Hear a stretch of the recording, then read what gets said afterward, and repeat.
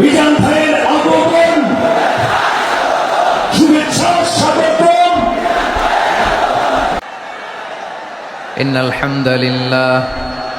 إن الحمد لله نحمده ونستعينه ونستغفره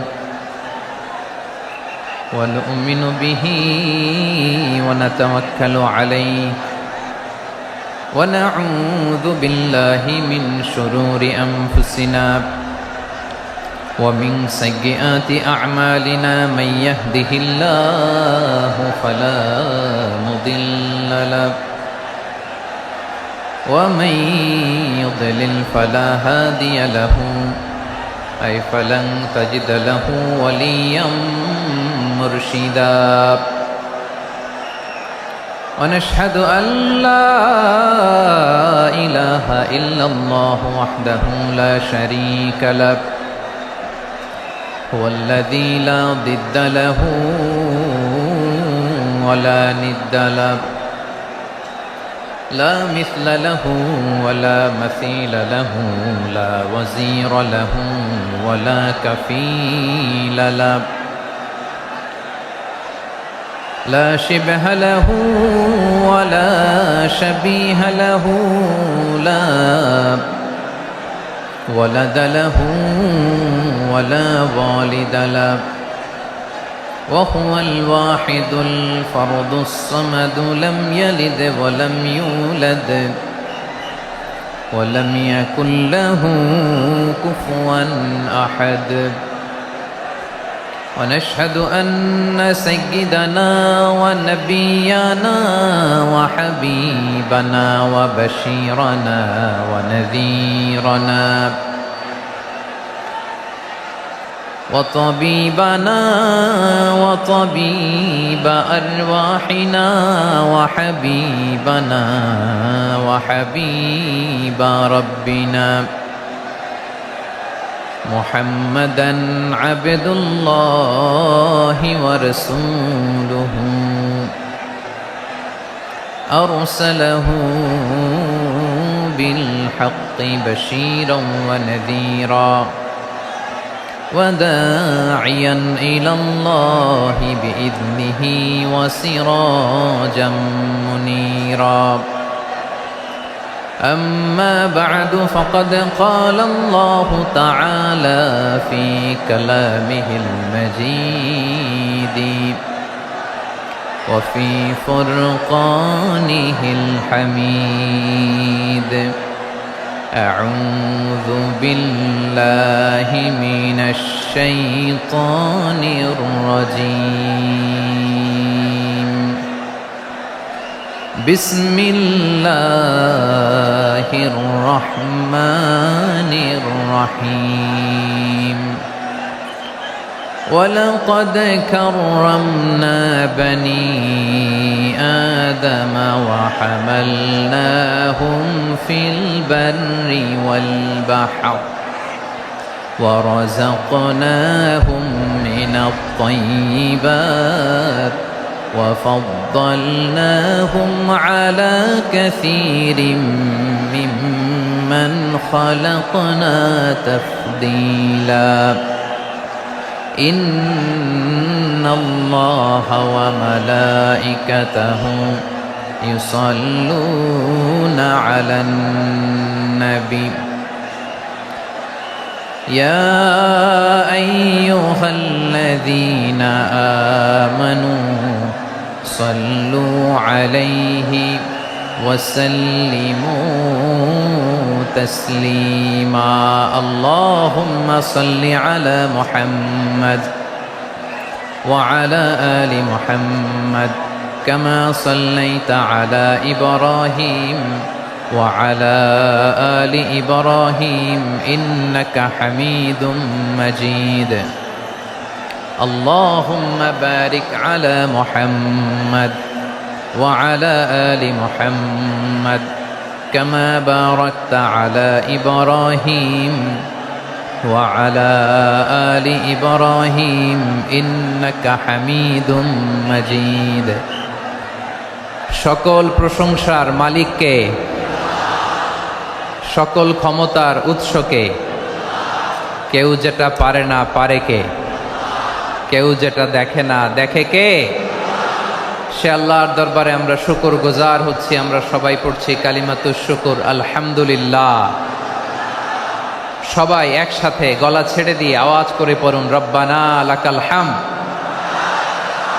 হামদান কাসীরান তাইয়িবান মুবারাকান ফীহি ইয়া রাব্বি লাকাল হামদু কামা ইয়ানবাগি লিজালালি ওয়াজহিকা ওয়া আযীমি সুলতানিকা লাকাল হামদু বিল ঈমান লাকাল হামদু বিল ইসলাম লাকাল হামদু বিল কুরআন।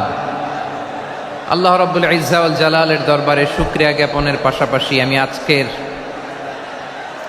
এই প্রোগ্রামের অর্গানাইজিং কমিটিকে অন্তরের অন্তঃস্থল থেকে ধন্যবাদ জানাতে চাই যে আদ-দ্বীন ফাউন্ডেশন অথরিটি তারা 3 দিন ব্যাপী যশোরের ফুলের হাটে এরকম চমৎকার গোছানো ওয়েল অর্গানাইজড একটা তাফসীরুল কোরআনের প্রোগ্রামের আয়োজন করেছে।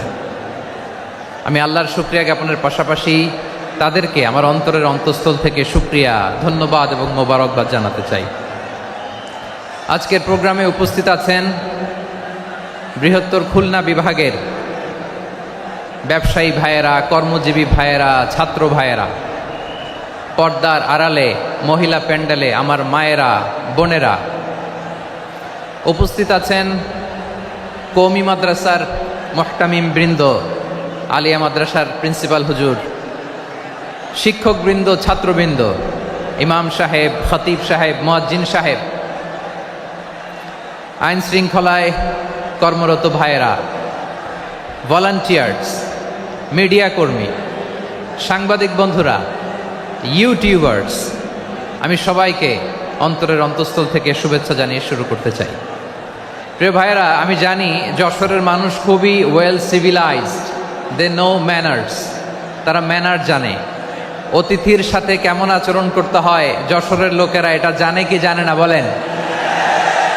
মাশাআল্লাহ। স্টেজ থেকে ইনস্ট্রাকশন আসলে সেটা শুনতে হবে, না শুনলে আমিও বলতে পারবো না, আপনারাও উপকৃত হবেন না।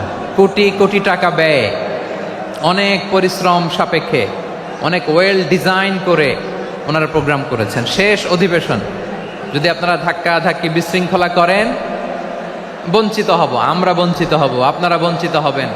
মিডিয়া কর্মীদের মাধ্যমে দেশে বিদেশে কোটি কোটি দর্শক তারা বঞ্চিত হবে। আর যদি একটা নীরব, নিস্তব্ধ, নিঝুম পরিবেশ আমাকে উপহার দেন, আমি জনগুরুত্বপূর্ণ, যেটা রাষ্ট্রের জন্য গুরুত্বপূর্ণ, যেটা সামাজিকভাবে আমাদের জন্য গুরুত্বপূর্ণ, আমার ব্যক্তি জীবনের জন্য গুরুত্বপূর্ণ, গোটা মানবতার জন্য গুরুত্বপূর্ণ, এরকম কিছু বার্তা আজকের এই ঐতিহাসিক যশোরের প্রোগ্রামে আমি রাখতে চাই ইনশাআল্লাহ।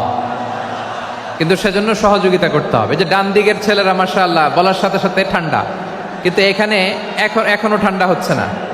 তোমরা ভলান্টিয়ারদের কথা শোনো, জায়গা না পেলে পেছনে যাও। ধাক্কাধাক্কি করো কেন ভাইয়েরা? এটা করো না। এই যে তোমাদেরকে দেখতে পাচ্ছি তো, একে অপরকে ধাক্কা ধাক্কি করে আমাকে দেখার চেষ্টা, পেছনে চলে যাও। Move move on, move, sit or move. আমি বারবার থামুন, চুপ করুন বলতে পারবো না। Sit or move on. 9টা প্যান্ডেল আছে, এখানে ধাক্কাধাক্কির কোনো মানি হয় না। তোমরা ধাক্কাধাক্কি করবা, এই জন্য প্যান্ডেল করা হয় নাই 9টা। বসো, কোনো কথা নাই, বসো বসো। কানগুলো খরগোশের কানের মতো খাড়া করো, কোনো আওয়াজ নাই, আওয়াজ নাই, কোনো আওয়াজ নাই। এই যে প্রিয় ভাইয়েরা, আল্লাহর ওয়াস্তে চুপ করুন। যশোরের ভাইয়েরা, আল্লাহর ওয়াস্তে চুপ করুন। আমি 10 থেকে 0 গুনবো, এরপরে যদি আওয়াজ হয় চলে যাব, আমি চলে যাব, কিন্তু কোনো আওয়াজ নাই। আমি কিছু জিজ্ঞেস করলে উত্তর দেওয়ার সময় গলা ফাটায় আওয়াজ করতে হবে, ঠিক কিনা? বাস, এর বাইরে আর আওয়াজ নাই। 10 থেকে 0 গুনবো, হয় বসো, নয় অন্য প্যান্ডেলে যাও, কোনো আওয়াজ হবে না। 10, 9, 8, 7,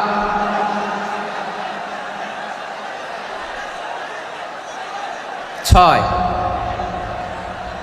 5, 4,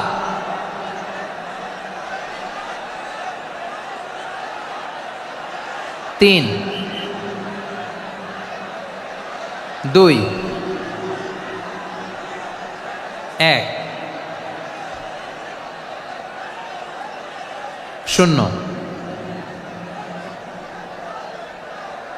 প্রিয় ভাইয়েরা, অনেক আলোচনা হয়েছে 3 দিন ব্যাপী। দেশ বরেণ্য প্রথিতযশা ওলামায়ে হজরতের মুখে আপনারা অসংখ্য কথা শুনেছেন। আমলের জন্য এগুলোই যথেষ্ট, নতুন করে আমার বলার কিছুর দরকার নাই। নতুন করে উপস্থাপনের মতো বলার মতো আমার কাছে কিছু নাইও। যা বলার 1500 বছর আগে আল্লাহ তাআলা উম্মাকে বলে দিয়েছেন, ঠিক কিনা? এমন কিতাব দান করেছে যে কিতাবে ভুল নাই, যতই পড়ি ততই শেখা যায়। বিয়ন্ডলেস, বাউন্ডলেস, বটমলেস, কুল কিনারা নাই, কুল কিনারা বিহীন সাগর। পড়েন সুবহানাল্লাহ। গত 3 দিন ধরে স্কলাররা যে সমস্ত বিষয় কোরআন সুন্নাহর আলোকে আলোচনা করেছে, আমরা যেন সেগুলোর উপর আমল করতে পারি। আল্লাহ তৌফিক দান করুক, আমরা পড়ি আমিন। আসুন এখানে আসার বসার এই প্রোগ্রামে অংশগ্রহণ করার উদ্দেশ্যকে, নিয়াতকে আমরা খালিস করে নেই। আজকে আমরা যা শুনবো শিখবো আমলের নিয়তে শুনবো, ঠিক কিনা বলেন? শেষ পর্যন্ত নীরবতা বজায় রাখবো। আমি উঠবো, আপনারা উঠবেন। এর আগে ওঠা যাবে না। স্কেডিউলে একটু চেঞ্জ এসেছে, এশার সালাত হয়নি। আমার আলোচনার পরপরই আজান হবে। এশার সালাতে আমরা জামাতে অংশগ্রহণ করে একসাথে বিদায় নেব ইনশাল্লাহ। বলেন। বিশৃঙ্খলা করলে আমার বুঝাতে, পয়েন্টগুলো শেয়ার করতে দেরি হবে। আর এই যে এরকম নীরব নিস্তব্ধ থাকলে সুবিধা হবে। আল্লাহর ওয়াস্তে বি স্মার্ট। জায়গা না হলে চলে যাবেন, আওয়াজ করবেন না। ভলান্টিয়াররাও আওয়াজ নয়, ইশারা ইঙ্গিতে। প্রিয় ভাইয়েরা, যে টপিকটি নিয়ে আমি আপনাদের সামনে আজকে কথা বলতে চাই, টপিকটি অনেক গুরুত্বপূর্ণ। টপিকটি হচ্ছে হিউম্যান রিসোর্স ডেভেলপমেন্ট, মানব সম্পদ উন্নয়ন। কারণ আল্লাহ তাআলা আমাদের যা দেখ আর না দেখ এটা দিছে।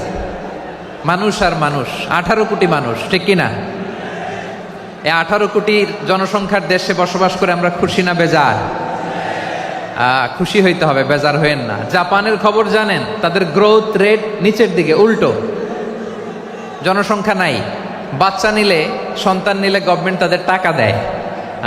আমাদেরকে আল্লাহ তাআলা দয়া করে, মায়া করে এই সম্পদটা দিয়েছেন। এই মানব সম্পদকে যেন আমরা কাজে লাগাই ইনশাআল্লাহ। পড়েন সবাই। হিউম্যান রিসোর্স ডেভেলপমেন্ট অনেক জনগুরুত্বপূর্ণ বিষয়, খুব সেন্সিটিভ বিষয়।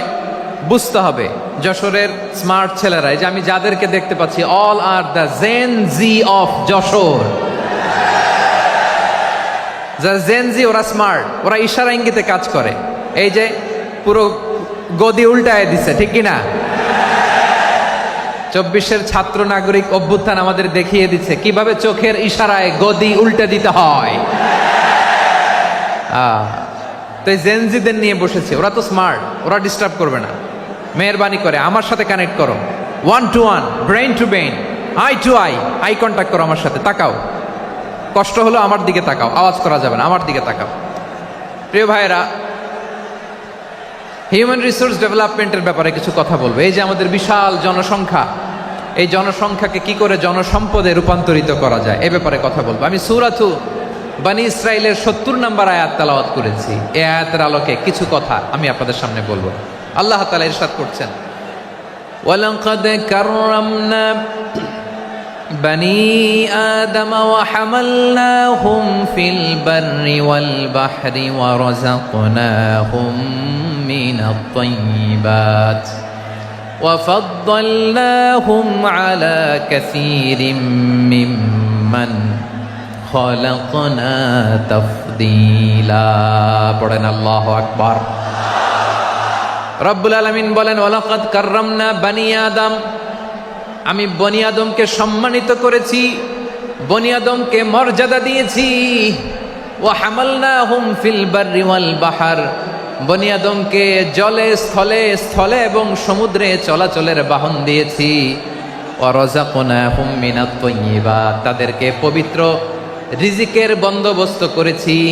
ওয়া ফাদ্দালনাহুম আলা কাসীরিম মিম্মান খালাকনা তাফদীলা, আর আমি আল্লাহ যাদেরকে সৃষ্টি করেছি তাদের মধ্য থেকে বনি আদমকে আমি শ্রেষ্ঠ বানিয়েছি।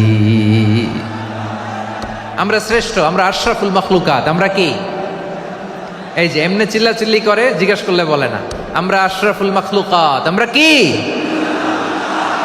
শ্রেষ্ঠ, সবার চেয়ে সেরা। আমাদের মতো করে আল্লাহ কাউকে বানায় নাই। দুই পায়ে ভর করে শির দ্বারা এরকম স্ট্যান্ড রেখে মাথা উঁচু করে দাঁড়াতে পারে এরকম কোন প্রাণী পৃথিবীতে আছে? এজন্য আল্লাহ বলেন ওয়ালাকাদ কাররামনা বানি আদম, আমি বনি আদমকে সম্মানিত করেছি, তাদেরকে আমি মর্যাদা দিয়েছি। তাদেরকে আমি যত মর্যাদা দিয়েছি আমার কোন সৃষ্টিকে এত মর্যাদা দেই নাই। পড়েন সুবহানাল্লাহ। I have dignified the status of the sons of Adam. আদমের সব সন্তানের মর্যাদা আমি বাড়িয়েছি। আল্লাহ এখানে বলেননি ওয়ালাকাদ কাররামনাল মুমিনিন, আমি মুমিনের মর্যাদা বাড়িয়েছি, বলেছেন? আল্লাহ এখানে বলেন নাই ওয়ালাকাদ কাররামনাল মুসলিমিন, আমি মুসলিমের মর্যাদা বাড়িয়েছি। আল্লাহ বলেছেন ওয়ালাকাদ কাররামনা বানি আদম, আমি বনি আদমের সম্মান বাড়িয়েছি। হোক সে মুমিন কিংবা কাফের, মুসলিম কিংবা মুশরিক, আস্তিক কিংবা নাস্তিক, আরব কিংবা অনারব, যেই হোক না কেন আদম সন্তান সবগুলার মর্যাদা বাড়ায় দিয়েছে কে? সবার মর্যাদা আল্লাহ বাড়িয়েছে। মানুষ হিসেবে মর্যাদা। বিশ্বনবী সাল্লাল্লাহু আলাইহি ওয়াসাল্লাম ইহুদির লাশ দেখে দাঁড়িয়ে গেলেন। কার লাশ? আমার যশোরের ভাইয়েরা আওয়াজ করে বলুন, কার লাশ? ইহুদির লাশ দেখে দাঁড়ায় গেলেন। সাহাবারা বললেন ইয়া রাসূলুল্লাহ, আপনি দাঁড়ালেন যে, এটা তো ইহুদির লাশ। বিশ্বনবী বললেন আওয়ালাইসাত নাফসান, এটা কি মানুষ নয়? এটা হোক ইহুদি হোক খ্রিস্টান, এটা তো মানুষ। আমি মানুষ দেখে দাঁড়িয়েছি। আই স্যালিউট দ্য হিউম্যানিটি, আমি মানবতাকে সম্মান করেছি। পড়েন সুবহানাল্লাহ। তাহলে এই জমিনে মানুষের মর্যাদা বেশি, হোক আস্তিক হোক নাস্তিক, হোক মুমিন কিংবা কাফের। আদমের সন্তান হলে, মানুষ হলেই তার মর্যাদা বাড়িয়েছে কে? আমার কলিজার টুকরা যশোরের ভাইয়েরা, মানুষের মর্যাদা আল্লাহ এত বাড়িয়েছেন, মানুষ জীবিত থাকলেও যেমনি মর্যাদাবান, মরে গেলেও মর্যাদাবান। সুবহানাল্লাহ পড়েন। মানুষ মরে গেলে এই ডেড বডিটা কি হয়? পচে যায়, গলে যায়, মাটির সাথে মিশে যায়। তাই বলে আপনি ডেড বডির সাথে যাচ্ছে তাই করতে পারবেন না। পারবেন? কেউ যদি অন্যায় করে তাকে যদি আপনি শাস্তির আওতায় আনেন, যা মনে চায় করতে পারবেন না। তারা আগুন দিয়ে পোড়াতে পারবেন না, নাক কাটতে পারবেন না, কান কাটতে পারবেন না, অঙ্গ বিকৃতি করতে পারবেন না। কারণ মানব জাতির মর্যাদা স্বয়ং দিয়েছে কে? ডেড বডি পচে যাবে, গলে যাবে। তারপর ইসলাম বলে না, খবরদার, এই মরা লাশটারও একটা মর্যাদা আছে না নাই? ইসলাম বলে এই লাশটা গলে যাবে, পচে যাবে, কিন্তু এটার অমর্যাদা করো না। কর্পূর দিয়ে, খেজুর পাতা দিয়ে এটাকে ওয়ার্ম ওয়াটার দিয়ে, গরম পানি দিয়ে ধৌত করো। সাদা শুভ্র ধবধবে কাপড় দিয়ে লাশটাকে তুমি কাভার করো। তারপরে খাটিয়ার মধ্যে লাশটাকে রেখে বিশাল একটা প্রোগ্রাম করো, একটা ফিউনারাল প্রোগ্রাম করো। ওই প্রোগ্রামের ডানে বায়ে পেছনে লাশটারে রাখলে হবে না, প্রোগ্রামের একেবারে সামনটাতে তুমি লাশটাকে রাখো। সুবহানাল্লাহ। একটা ফিউনারাল প্রোগ্রাম করতে হবে, তাকে শেষ বিদায় জানাতে হবে, যেটাকে আমরা জানাজা বলি। কি বলি? জানাজা মানে মাইয়েতের জন্য দোয়া, তার জন্য দোয়া করা হয়। তাকে একটা সিস্টেমেটিক অর্ডারে কবরে রাখা হয়, সুন্দরভাবে সেটাকে কবরস্থ করা হয়, মাটি দেয়া হয়, পানি দেয়া হয়। তার মানে মরে গেলেও মানুষের সম্মান বাড়ায় দিয়েছে কে? এজন্য আল্লাহ বললেন ওয়ালাকাদ কাররামনা বানি আদম, বনি আদমের সম্মান মর্যাদা আমি আল্লাহ বাড়িয়ে দিয়েছি। মানুষের সম্মানে তুমি কখনো আঘাত করো না, ঠিক কি না? তাহলে ভাই, প্রথম মেসেজ হচ্ছে, the first and foremost message tonight to the people of Jashore. আল্লাহ বলেন I have dignified the status of son of Adam, আমি বনি আদম সবার মর্যাদা বাড়িয়ে দিয়েছি। হোক আস্তিক নাস্তিক, হোক কাফের কিংবা মুশরিক, তার মর্যাদা বাড়াই দিছে কে? যখন বন্যা হয় আমরা ত্রাণ নিয়ে যাই, আমরা শুধু মুসলমানদেরকে ত্রাণ দেই নাকি? হ্যাঁ, আমরা মুসলমানকেও দেই, অমুসলমানকেও দেই, হিন্দুকেও দেই, বৌদ্ধকেও দেই। যেখানেই মানবতা বিপন্ন সেখানে ইসলামের হেল্পিং হ্যান্ড আছে না নাই? সুবহানাল্লাহ। কি দিন আমরা পেয়েছি, কি বিধান আমরা পেয়েছি। ওয়ালাকাদ কাররামনা বানি আদম, আমি বনি আদমকে সম্মানিত করেছি। এরপর আল্লাহ বললেন ওয়া হামালনাহুম ফিল বাররি ওয়াল বাহর, মানুষকে স্থলে এবং সমুদ্রে চলাচলের বাহন আমি দিয়েছি। স্থলে কিভাবে চলবে, জলে কিভাবে চলবে, এই বাহনের ব্যবস্থা করেছে কে? এই জেনজি, এই স্যামড়া, ইরাম করতেছো কিসের জন্য? হ্যাঁ, ইরাম করলে চলবি? হ্যাঁ, বস বস বস বস। আওয়াজ করতেছো কেন? দিবা না, কথা বলতে দিবা না আমাকে? তো এইটা বুঝি তোমাদের ভালোবাসার নমুনা? তোমাদের ভালোবাসার কারণে যদি আমি কোথাও দাঁড়াতেই না পারি, কোথাও বসতে না পারি, কোথাও দুটা কথা বলতে না পারি, এই ভালোবাসা দিয়ে কি হবে আমার? বরং ঘামতে ঘামতে ঘর্মাক্ত হব, রক্তাক্ত হব। কিন্তু সেন্ট্রাল থেকে, সেন্ট্রালি যে ইনস্ট্রাকশন আসবে, সেই ইনস্ট্রাকশনের এক চুল আমরা ডানে বায়ে যাব না। এইটা গণজাগরণের জন্য এইটা দরকার, ইসলামী বিপ্লবের জন্য এইটা দরকার। তো আধা ঘন্টা ধরে যদি তোমাদেরকে থামানোই না যায়, এই লস্কর দিয়ে আমি কি করব? আল্লাহর ওয়াস্তে নো নো নো স্লোগান, চুপচাপ একেবারে আমার দিকে তাকাও। আল্লাহ বললেন ওয়া হামালনাহুম ফিল বাররি ওয়াল বাহার, জলে স্থলে আমি চলাচলের যানবাহনের ব্যবস্থা করেছি।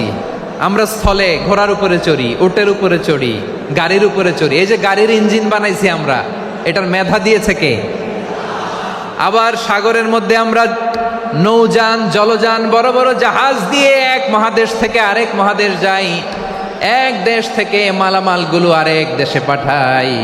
সাগরের ভেতরে নৌকাগুলোরে ধরে রাখলো কে? والفلك التي تجري في البحر بما ينفع الناس, মানুষের উপকার আছে এরকম সরঞ্জামাদি নিয়ে সাগরের উপরে বিশাল বিশাল জলযানগুলো চলে। এগুলো ডুবে যায় না, কাত হয়ে যায় না, পড়ে যায় না। এগুলোকে স্থিতিস্থাপকতাকে ঠিক করে রাখলো কে? আপনারা জাহাজ দেখেছেন? জাহাজ, হ্যাঁ, বাড়ি চট্টগ্রাম হইলে দেখতে পারতেন। দেখছেন? বিশাল বিশাল জাহাজ, বিশাল জাহাজ মালামাল নিয়ে এক মহাদেশ থেকে আরেক মহাদেশে যায়। গত মাসে আমার জাপান সফর ছিল। এই যে বাংলাদেশে যে গাড়িগুলো চালান, বেশিরভাগ গাড়ি আসে কিন্তু জাপান থেকে। হাজার হাজার গাড়ি একটা জাহাজ বহন করতে পারে, হাজার হাজার গাড়ি। এটাতে সাগরের মধ্যে ভাসাইলো কে? সবাই বলুন, ভাসালো কে? হাজার হাজার গাড়ি নিয়ে জাপানিজ গাড়িগুলো আমাদের চট্টগ্রামের এয়ারপোর্টের বন্দরে ভিড়ে।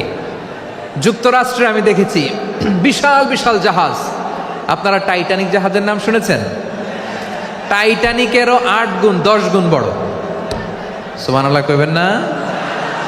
টাইটানিক জাহাজের 8 গুণ 10 গুণ বড় একটা জাহাজ আছে, আইকন অফ দ্য সি, আমি দেখে এসেছি। রয়্যাল ক্যারিবিয়ান দেখে এসেছি। সাগরের সামনে জেটিতে যখন দাঁড়ালাম, জাহাজটা যখন যায়, আমার মনে হচ্ছে একটা শহর, গোটা শহর, the entire city is floating on the water. পুরো একটা শহর মনে হয় পানির উপর দিয়ে ভেসে যাচ্ছে। পড়েন সুবহানাল্লাহ।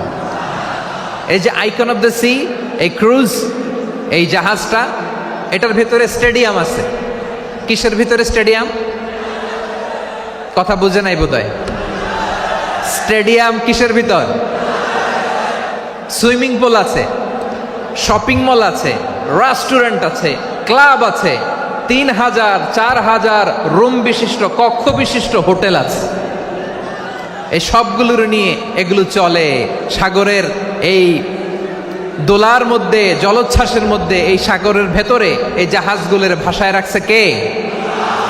সূরা আর রহমানে আল্লাহ তাআলা বললেন ওয়ালাহুল জাওয়ারিল মুনশাআতু ফিল বাহরি কাল আ'লাম ফাবিআইয়ি আলা, সবাই পড়েন ফাবিআইয়ি আলাই রাব্বিকুমা তুকাযযিবান। পাহাড় সম বড় বড় জাহাজগুলো মাল বোঝাই করে সাগরের মধ্যে ভেসে বেড়ায়। এগুলো দিয়ে মালামাল বহন করা যায়, মানুষরা এক দেশ থেকে আরেক দেশে যায়। এই জাহাজগুলোর সাগরের ভেতরে ভাসায় রাখলো কে? এই আয়াতের ভেতরে আল্লাহ তাআলা সূরাত বানী ইসরাঈলের এই চমৎকার আয়াতের ভেতরে আল্লাহ তাআলা বেসিকলি মানব জাতির প্রতি তার 4টি স্পেশাল অনুগ্রহের কথা বলেছেন। কয়টি? 2টা বলে ফেলছি। 1 নাম্বার ওয়ালাকাদ কাররামনা বানি আদম, আমি বনি আদমের সম্মান বাড়াইছি। নাকি মুসলমানদের? নাকি মুসল্লিদের? কার সম্মান বাড়িয়েছি? বনি আদমের। তাহলে human dignity, the first part of the verse talks about the human dignity.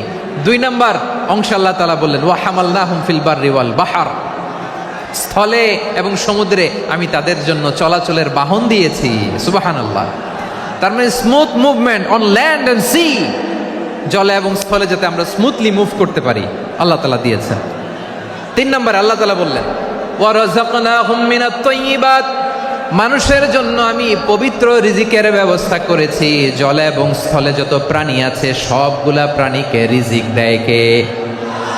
আমাদেরকে রিজিক দেয় কে? সাগরের মাছগুলোকে, বড় বড় তিমি মাছগুলোরে রিজিক দেয় কে?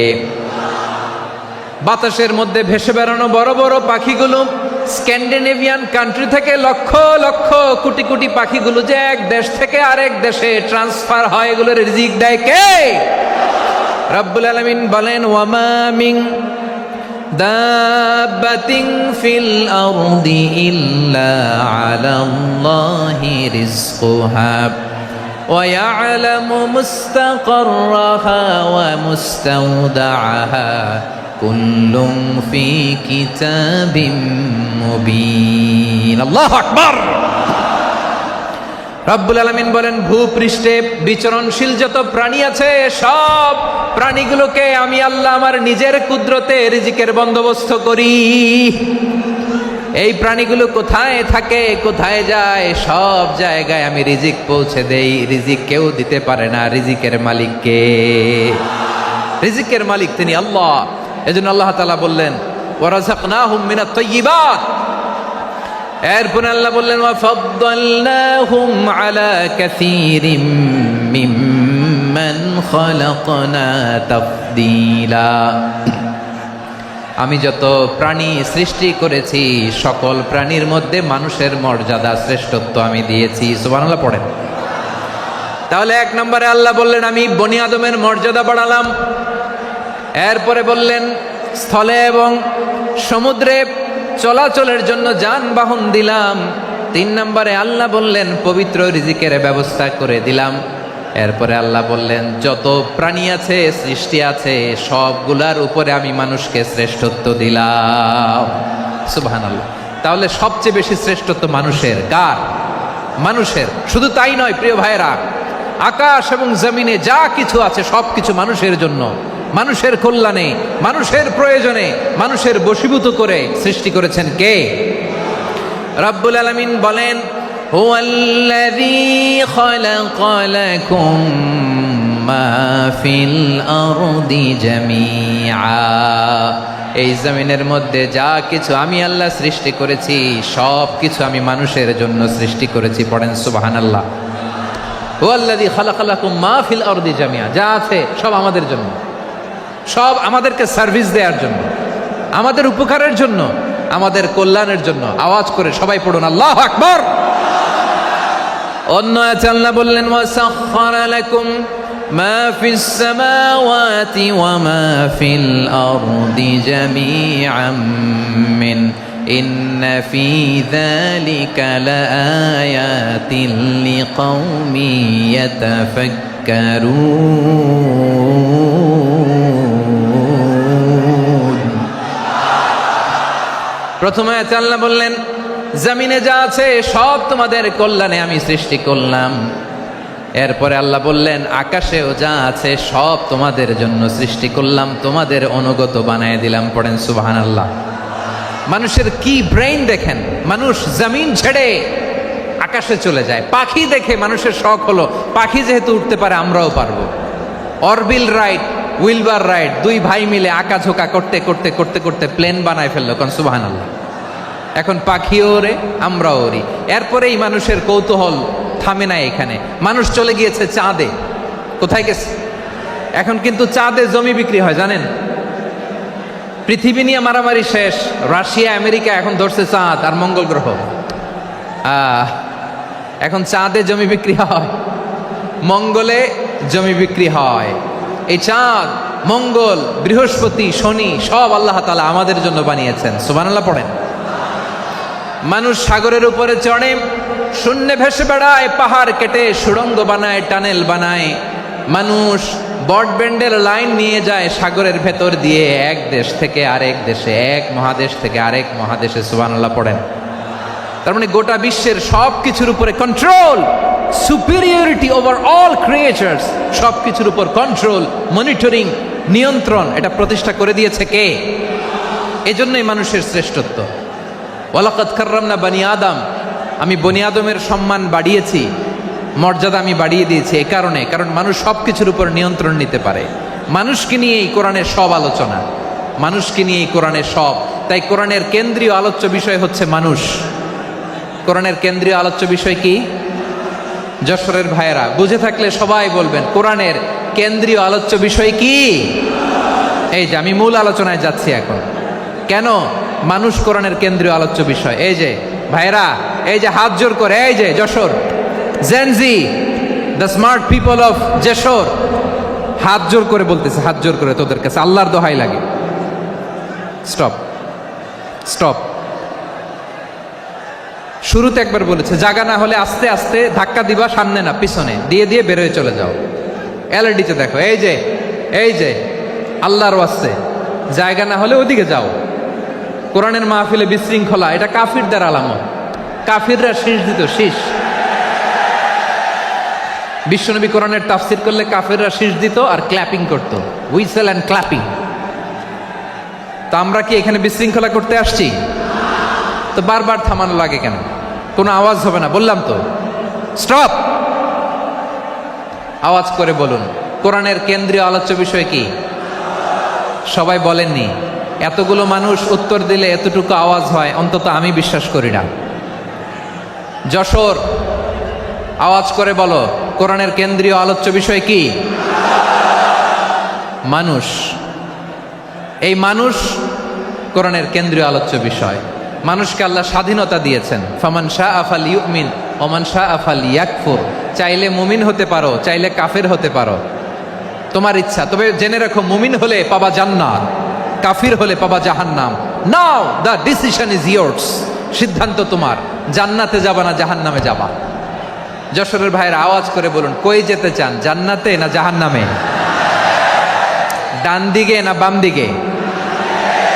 ডানপন্থী না বামপন্থী? চিল্লা চিল্লি না চুপচাপ?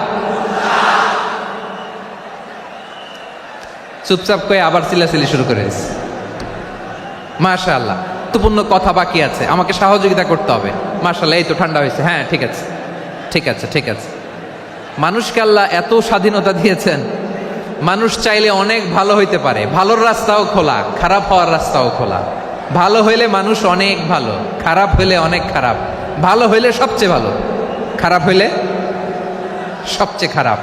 এজন্য সিদ্ধান্ত আপনাকেই নিতে হবে। আল্লাহ তাআলা বলছেন লাকাদ খালাকনাল ইনসানা ফি আহসানি তাকওয়িম সুম্মা রাদাদনাহু আসফালা সাফিলিন। আমি মানুষকে অনেক সুন্দর অবয়বে, সুন্দর আকৃতিতে সৃষ্টি করেছি। তার শুধু চেহারার ডিজাইনটাই সুন্দর নয়, তার ব্রেনটা বড্ড সুন্দর, তার মানসিকতা বড্ড সুন্দর, তার সৃজনশীলতা বড্ড সুন্দর। পড়েন সুবহানাল্লাহ। আমাদের চেহারা, অবয়ব, ডিজাইন যে সুন্দর তা না, আমাদের ব্রেনটা অনেক সফিস্টিকেটেড ব্রেন, অনেক সফিস্টিকেটেড। এই 1.5 কেজি ব্রেন ইউজ করে মানুষ গোটা বিশ্বে সভ্যতা বিনির্মাণ করেছে, ঠিক কিনা?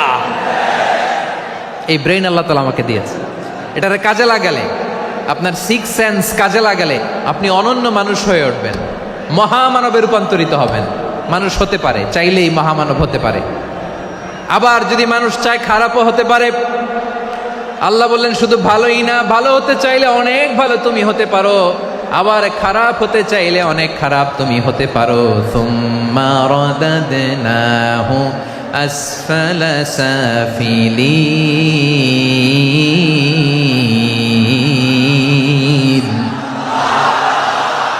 খারাপ হলে একেবারে খারাপ হতে পারো, নিকৃষ্ট হলে একেবারে নিকৃষ্ট হতে পারো, ভালো হলেও ভালো হতে পারো। কোন সুবহানাল্লাহ। এবার আওয়াজ করে বলুন ভালো হতে চাই না খারাপ, শ্রেষ্ঠ না নিকৃষ্ট? মানুষ ভালো হলে মানুষ ফেরেশতার চেয়েও ভালো, মানুষ খারাপ হলে সে পশুর চেয়েও খারাপ। কথা ঠিক কিনা বলেন? ভালো হলে ফেরেশতার চেয়েও ভালো, খারাপ হলে পশুর চেয়েও নিকৃষ্ট। তার মানে শ্রেষ্ঠত্বে মানুষ, শ্রেষ্ঠত্বে ফেরেশতাকে হার মানায়, আর অধপতনে শ্রেষ্ঠত্বে ফেরেশতাকে ছাড়িয়ে যায়, আর অধপতনে পশুকেও হার মানায়। আই রিপিট, আমি আবারও বলছি, মানুষ শ্রেষ্ঠত্বে ফেরেশতাকে ছাড়িয়ে যায়, আর অধপতনে সে পশুকেও হার মানায়। আওয়াজ করে বলতে হবে ঠিক কি না? এটার প্রমাণ কি? মানুষ শ্রেষ্ঠ হইলে যে ফেরেশতার চেয়েও সেরা, তার প্রমাণ কি? আল্লাহ তাআলা বলছেন, ওয়া ইয কুলনা লিল মালাইকাতি ইসজুদু লিআদম ফাসাজাদু ইল্লা ইবলিস আবা ওয়াস্তাকবারা ওয়া কানা মিনাল কাফিরিন। আল্লাহ বলেন, স্মরণ করো সে সময়ের কথা যখন আমি ফেরেশতাদেরকে বললাম, ও ফেরেশতারা আদমকে সেজদা দাও। সব ফেরেশতারা সম্মান সূচক সেজদা আদমকে দিল, তারা আদমের জন্য সেজদায় লুটিয়ে পড়ল, একজন ছাড়া, তার নাম ইবলিস। আওয়াজ করে বলেন তার নাম কি? সে অহংকার প্রদর্শন করলো, সে কাফের হয়ে গেল, বাকি সব ফেরেশতারা সেজদা দিল। সুবহানাল্লাহ। আবার আদম আলাইহিস সালামকে আল্লাহ জিজ্ঞেস করলেন, সব বলে দিল উত্তর, কিন্তু ফেরেশতাদেরকে একই প্রশ্ন জিজ্ঞেস করলেন, তারা উত্তর করতে পারে নাই। তার মানে এর মধ্য দিয়ে প্রমাণিত হয়, মানুষ ভালো হলে ফেরেশতার চেয়েও ভালো, ফেরেশতার চেয়েও মানুষের মর্যাদা বাড়িয়ে দিয়েছে কে? সব নূরের ফেরেশতা যখন মাটির আদমকে সেজদা দেয়, এটা প্রমাণ করে ফেরেশতার চেয়েও মানুষের মর্যাদা বাড়িয়ে দিয়েছে কে? তুমি মাটির আদমকে প্রথম সৃষ্টি করিয়া ঘোষণা করিয়া দিলে শ্রেষ্ঠ বলিয়া, তাই তো নূরের ফেরেশতা করে আদমকে সেজদা। ঠিক কিনা বলেন? তাই তো নূরের ফেরেশতা করে আদমকে সেজদা, সবার চেয়ে সম্মান দিলে মাটির আদমকে। আল্লাহু আল্লাহু তুমি জাল্লে জালালুহু, শেষ করা তো যায় না গে তোমার গুণগান। পড়েন না? পড়েন। আল্লাহু আল্লাহু তুমি জাল্লে জালালুহু, শেষ করা তো যায় না গে তোমার গুণগান। আল্লাহু আল্লাহু, আল্লাহু আকবার। আদমের মর্যাদা বেশি, মানুষের মর্যাদা বেশি, মানুষ শ্রেষ্ঠ, তার প্রমাণ নূরের ফেরেশতা মাটির আদমকে সেজদা করে। আওয়াজ করে বলেন ঠিক কি না? তাহলে মানুষ ভালো হলে ফেরেশতার চেয়ে ভালো, আবার মানুষ যদি খারাপ হয় সে পশুর চেয়েও খারাপ। অধপতনে পশুত্বকে হার মানায়। তার প্রমাণ, তার প্রমাণ কি? তার প্রমাণ হচ্ছে, যশোরের ভাইরা দেখবেন পত্রিকায় নিউজ পেপারে মাঝে মাঝে এরকম দেখা যায়, এক মানুষ আরেক মানুষকে হত্যা করে 20 টুকরা করে বস্তার ভিতরে ভরেছে। আপনারা এই নিউজ পড়েন নাই না? দেখেন নাই? দেখছেন? মানুষ মানুষকে হত্যা করে কয় টুকরা? জোরে বলেন। এখানেই ক্ষান্ত হয় না, আবার কোথায় ভরছে? বস্তার ভেতরে। আচ্ছা, বুঝে থাকলে আওয়াজ করে বলেন, কোনদিন শুনছেন একটা হাতি আর একটা হাতিকে হত্যা করে 20 টুকরা করছে, এরপরে বস্তার ভিতরে ভরছে? হয়েছে? তাহলে দেখেন, মানুষ যদি খারাপ হয় সে পশুকেও হার মানায়। চিল্লায় বলো ঠিক কি না? এমনও দুশ্চরিত্র মানুষ আছে যার নজর থেকে 6 মাসের ছোট্ট মেয়ে থেকে শুরু করে 80 বছরের বৃদ্ধারাও নিরাপদ নয়। পশুকেও হার মানে। মানুষ মানুষের ঘর জ্বালিয়ে পুড়ে মেসাকার করে দেয়, জনপদের পর জনপদ জ্বালায় দেয়, এরকম আছে না নাই? বোমা মেরে শহরগুলো উড়িয়ে দেয়। এই যে ইসরায়েল গাজার মধ্যে যে অ্যাটাক করেছে, এরা মসজিদ মানে নাই, মসজিদে বম ফেলেছে। এরা খ্রিস্টানদের চার্চ, গির্জা মানে নাই, গির্জায় বম ফেলেছে। পৃথিবীর ইতিহাসে never happened in the history of the world that someone bombed on a hospital, on a ICU center. এমন হাসপাতাল যেখানে আইসিইউর রোগীরা আছে, ওই হাসপাতালের উপরও ইসরায়েলি সৈনিকেরা বোমা মেরেছে। জোরে বলেন ঠিক কিনা? এরা মানুষ? আওয়াজ করে বলেন, এরা মানুষ না। প্রিয় ভাইয়েরা, চোখ কান নাক মুখ থাকলেই মানুষ না। যা সামনে দেখেন এগুলো সব মানুষ না, এগুলো জনসংখ্যা। এগুলো কি? সবাই বলুন, এগুলো কি? বাড়ছে জনসংখ্যা, কমছে মানুষ। বাড়ছে জনসংখ্যা, কমছে। এই দুনিয়া এখন তো আর সেই দুনিয়া নাই, মানুষ নামের মানুষ আছে দুনিয়া বোঝায়, সেই মানুষের ভিড়ে আমার আসল মানুষ নাই। ঠিক কিনা? আসল মানুষের বড্ড অভাব, আসল মানুষের বড্ড অভাব। আমার ভাইয়েরা, মানুষ খারাপ হলে পশুকেও হার মানায়। আচ্ছা, আওয়াজ করে বলেন, এই যশোরের ছেলেরা এদিক তাকাও, আওয়াজ করে বলো, যে ইসরায়েলি সোলজাররা উপর থেকে বোমা মারল, তারাও মানুষ? তারাও কি? ওরাও রক্তে মাংসে মানুষ, ওদেরও পরিবার আছে। বোমা মেরে যেই মেয়েটাকে তারা অনাথ বানায়, ইয়াতিম বানায়, ও কিন্তু বাসায় ওর মেয়েটাকে রেখে আসছে। ঠিক কিনা বলেন? বম্বিং করে যে বাবাকে মেরে, স্বামীকে মেরে স্ত্রীকে বিধবা বানায়, তারও ঘরে স্ত্রী আছে। উপর থেকে বোম মেরে মানুষ মেরে দিচ্ছে, তারাও মানুষ। 1945 সালের 6 আগস্ট আমেরিকান সোলজাররা হিরোশিমায় বোম মেরেছে। আমি নিজে দেখে এসেছি জাপানের হিরোশিমাতে। সকাল 8:15 মানুষ কেউ অফিসে যাচ্ছিল, কেউ খেতে খামারে কাজ করতে যাচ্ছিল। লিটল বয় নামে একটা বোম মেরেছে তারা। এই বোমের আঘাতে, পারমাণবিক এই বোমার রেডিয়েশনে আঘাতে বোম ব্লাস্ট হওয়ার পরে মুহূর্তের মধ্যে 1,40,000 নাই। উপর থেকে যারা মারতেছে এরাও মানুষ, যাদেরকে মারলো তারাও। তার মানে মানুষে মানুষে পার্থক্য আছে না? নেই? মানুষে মানুষে পার্থক্য আছে। নাক কান চোখ মুখ থাকলেই মানুষ নয়। বাড়ছে জনসংখ্যা, কমছে মানুষ। চিল্লায় বলো ঠিক কিনা? তাহলে আমরা বুঝলাম, মানুষ ভালো হলে অনেক ভালো, খারাপ হলে অনেক খারাপ। ও আমার কলিজার টুকরা যশোরের ভাইয়েরা, আসুন না 3 দিন ব্যাপী এই তাফসিরুল কোরআনের ঐতিহাসিক প্রোগ্রাম থেকে আমরা সিদ্ধান্ত নেই, আমরা ভালো মানুষ হব নাকি খারাপ মানুষ হব। কলিজা থেকে, প্রাণ থেকে আওয়াজ করে সবাই বলুন, ভালো মানুষ নাকি খারাপ মানুষ? ভালো মানুষ হইতে হবে।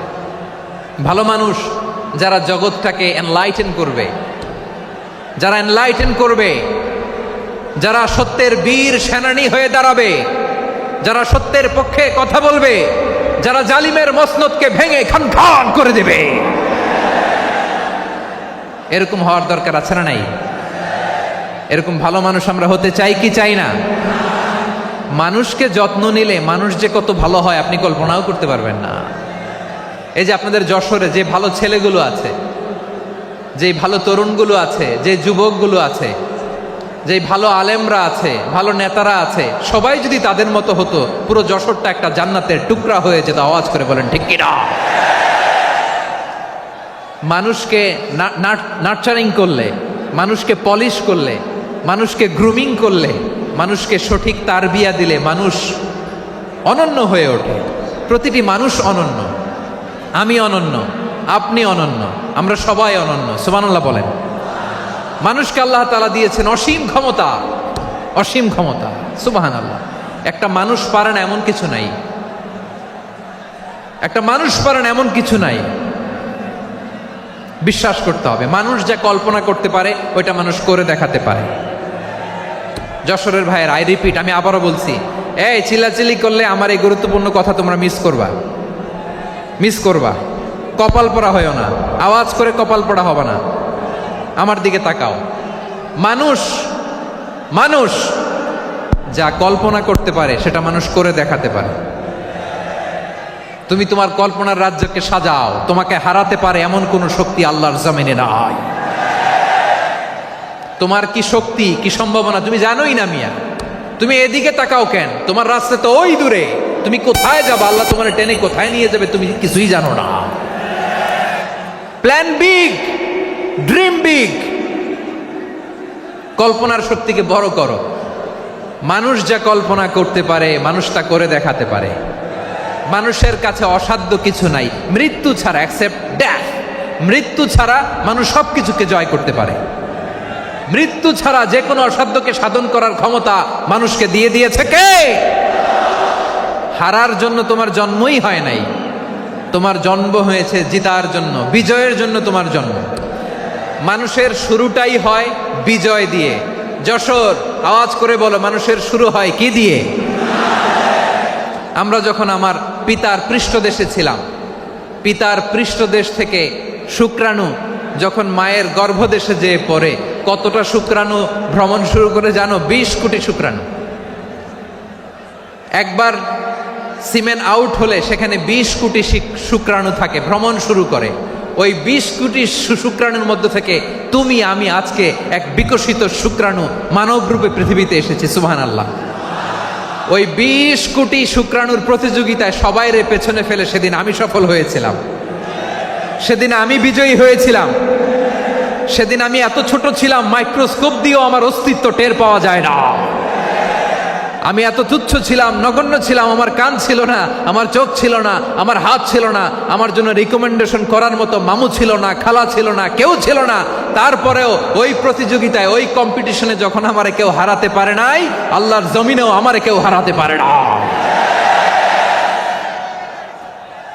হারার জন্য তোমার জন্মই হয় নাই, তুমি আসছোই জিতার জন্য। সুবহানাল্লাহ। বিশ্বনবী বলেন, আন্নাসু মাআদিন কামাআদিনি যাহাবি ওয়াল ফিদ্দা খিয়ারুহুম ফিল জাহিলিয়াতি খিয়ারুহুম ফিল ইসলাম। Peoples are like mines of gold and silver. সোনার খনি, রূপার খনি, এর চেয়েও বড় খনি হচ্ছে এই মানব সম্পদের খনি। আওয়াজ করে বলেন আল্লাহু আকবার। আল্লাহ তাআলা এই সম্পদ আমাদেরকে দিছে। বিশ্বনবী বলেন, মানুষ হচ্ছে খনির মতো। খিয়ারুহুম ফিল জাহিলিয়াতি খিয়ারুহুম ফিল ইসলাম। জাহিলি যুগে যারা সেরা, ইসলামেও তারা সেরা। ইদা ফাকুহু, যদি তারা বুঝবান হয় তাহলে তাদেরকে সেরা বানায় দিবে কে? তাহলে মানুষের চেয়ে সেরা কেউ হতে পারে? মানুষের চেয়ে অনন্য কেউ হতে পারে? মানুষকে কেউ হারাতে পারে? আওয়াজ করে বলো, তোমাকে কেউ হারাতে পারবে? এই সাহস জাগছে আজকের আলোচনা থেকে। আমি তুমি অনন্য, আমাকে তোমাকে হারায় দেওয়া এত সহজ না, ঠিক কিনা? একটা কথা জীবনের সাথে সেট করে নিতে হবে, আমি জিতি নয় শিখি, আমি কখনো হারি না। জীবনের সাথে সেট করে নাও, জেনজি অফ যশোর, আমি কখনো হারি না, আমি হয় জিতি নয় শিখি। চিল্লায় বলো ঠিক কিনা? আমি কখনো হারি না, আমার হারানো এত সোজা না। কি সাহস জাগছে? বুকে সাহস জাগছে? তাকবীর পড়ো, লিল্লাহে তাকবীর। তাহলে বিশ্বনবী বললেন, নাসু মাআদিন, মানুষ হচ্ছে খনি। এই ধাক্কা ধাক্কি, আমি জানি এগুলো ভালোবাসার ধাক্কা ধাক্কি, এজন্য আমি সহ্য করে নেই। এগুলো যে ভালোবাসার ধাক্কা ধাক্কি, এটা আমরা বুঝি। পৃথিবীর কোনো আইন, সিকিউরিটি প্রটোকল দিয়ে এটারে মানানো যাবে না, কারণ এটা তো ভালোবাসা, লাভ। লাভ কোনো আইন কানুন দিয়ে বাধা যায় না, মানানো যায় না, ঠিক কিনা বলো?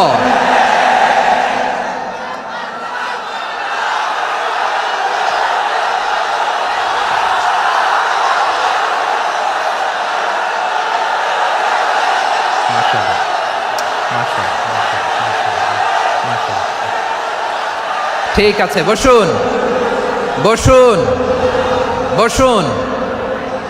আল নাসু মাআদিন, মানুষ হচ্ছে খনি।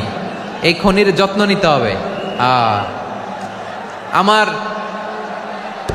মা বাবা যারা এসেছেন, আপনার ছেলে মেয়ের যত্ন নেন। আপনার ছেলের মধ্যে যে কি পটেনশিয়াল আপনি জানেন না। আপনার এই ছোট্ট অবুজ ছেলেটাই আগামী দিনের শায়েখ আহমদুল্লাহ হবে। আপনার হেফসখানায় পড়া ওই ছোট্ট ছেলেটাই আগামী দিনের আল্লামা মামুনুল হক হবে। আপনার ওই ছেলেটা আমির হামজা হবে, আব্দুল হাই সাইফুল্লাহ হবে। এভাবে বড় বড় আলেম হবে, তারা যুগশ্রেষ্ঠ আলেম হবে। সেই একদিন এই বাংলাদেশের পার্লামেন্টে যে বক্তব্য দিয়ে যশোরের পক্ষে কথা বলবে। আপনি জানেন না, কাউকে ছোট করবেন না আপনি, ওর কনফিডেন্স আপনি কমাবেন না, আপনি কমাতে পারেন না।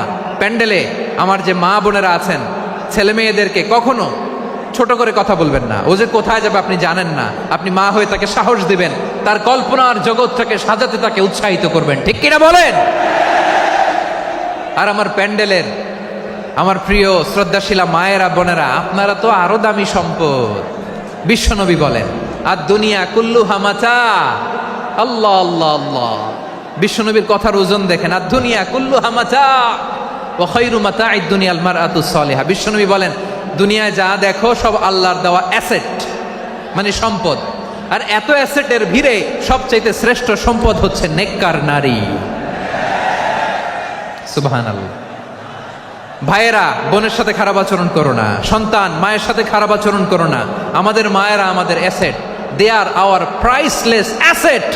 কারণ এই মায়েদের পেটে এসেছে আল্লাহর ওলিরা, এই মায়েদের পেটে এসেছে খান জাহান আলী, এই মায়ের পেটে এসেছে শাহজালাল ইয়ামানি, এই মায়ের পেটে এসেছে আল্লাহর সব নবীরা। নাকি নবীরা আকাশ থেকে ধপ করে জমিনে নেমে আসছে? মায়ের পেটে আসছে।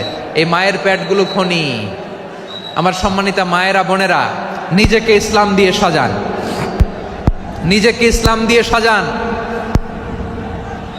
নিজেকে পবিত্র রাখুন, নিজের আব্রু ইমান ইজ্জতের হেফাজত করুন, কোরআন পড়ুন, সুন্নাহ পড়ুন। আপনি জানেন না আপনার গর্ভে কে আসছে, কোন ক্ষণজন্মা পুরুষকে আল্লাহ তাআলা আপনার গর্ভে পাঠাবে আপনি জানেন না। মায়েরা, নিজেদেরকে পবিত্র রাখুন, ইসলাম চর্চা করুন, কোরআন চর্চা করুন, নৈতিকতা দিয়ে নিজেকে সাজান। যশোরের জেনজি, নিজেদেরকে প্রস্তুত রাখো আগামীর বাংলাদেশের জন্য। নৈতিকতা, মোরালিটি, ভ্যালিউজ দিয়ে নিজেকে সাজাও, ইসলাম দিয়ে নিজেকে সাজাও। কারণ আগামীর বাংলাদেশ ইসলামের বাংলাদেশ।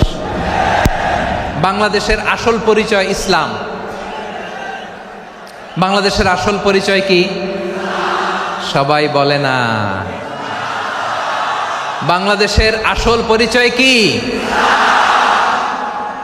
এই ইসলাম দিয়ে আমরা সংসদ ভবন সাজাবো, রাজি আছি না নাই? শেকড় ভুলে যাওয়া যাবে না। আমরা ধাপে ধাপে শারিয়া আইনের দিকে যাব ইনশাআল্লাহ, কিন্তু জঙ্গিবাদ দিয়ে নয়, কট্টরপন্থা দিয়ে নয়। আমরা ইন্টেলেকচুয়ালি, গ্রাজুয়ালি, ধাপে ধাপে শারিয়া আইনের দিকে মুভ করব ইনশাআল্লাহ। বলো লিল্লাহি তাকবীর।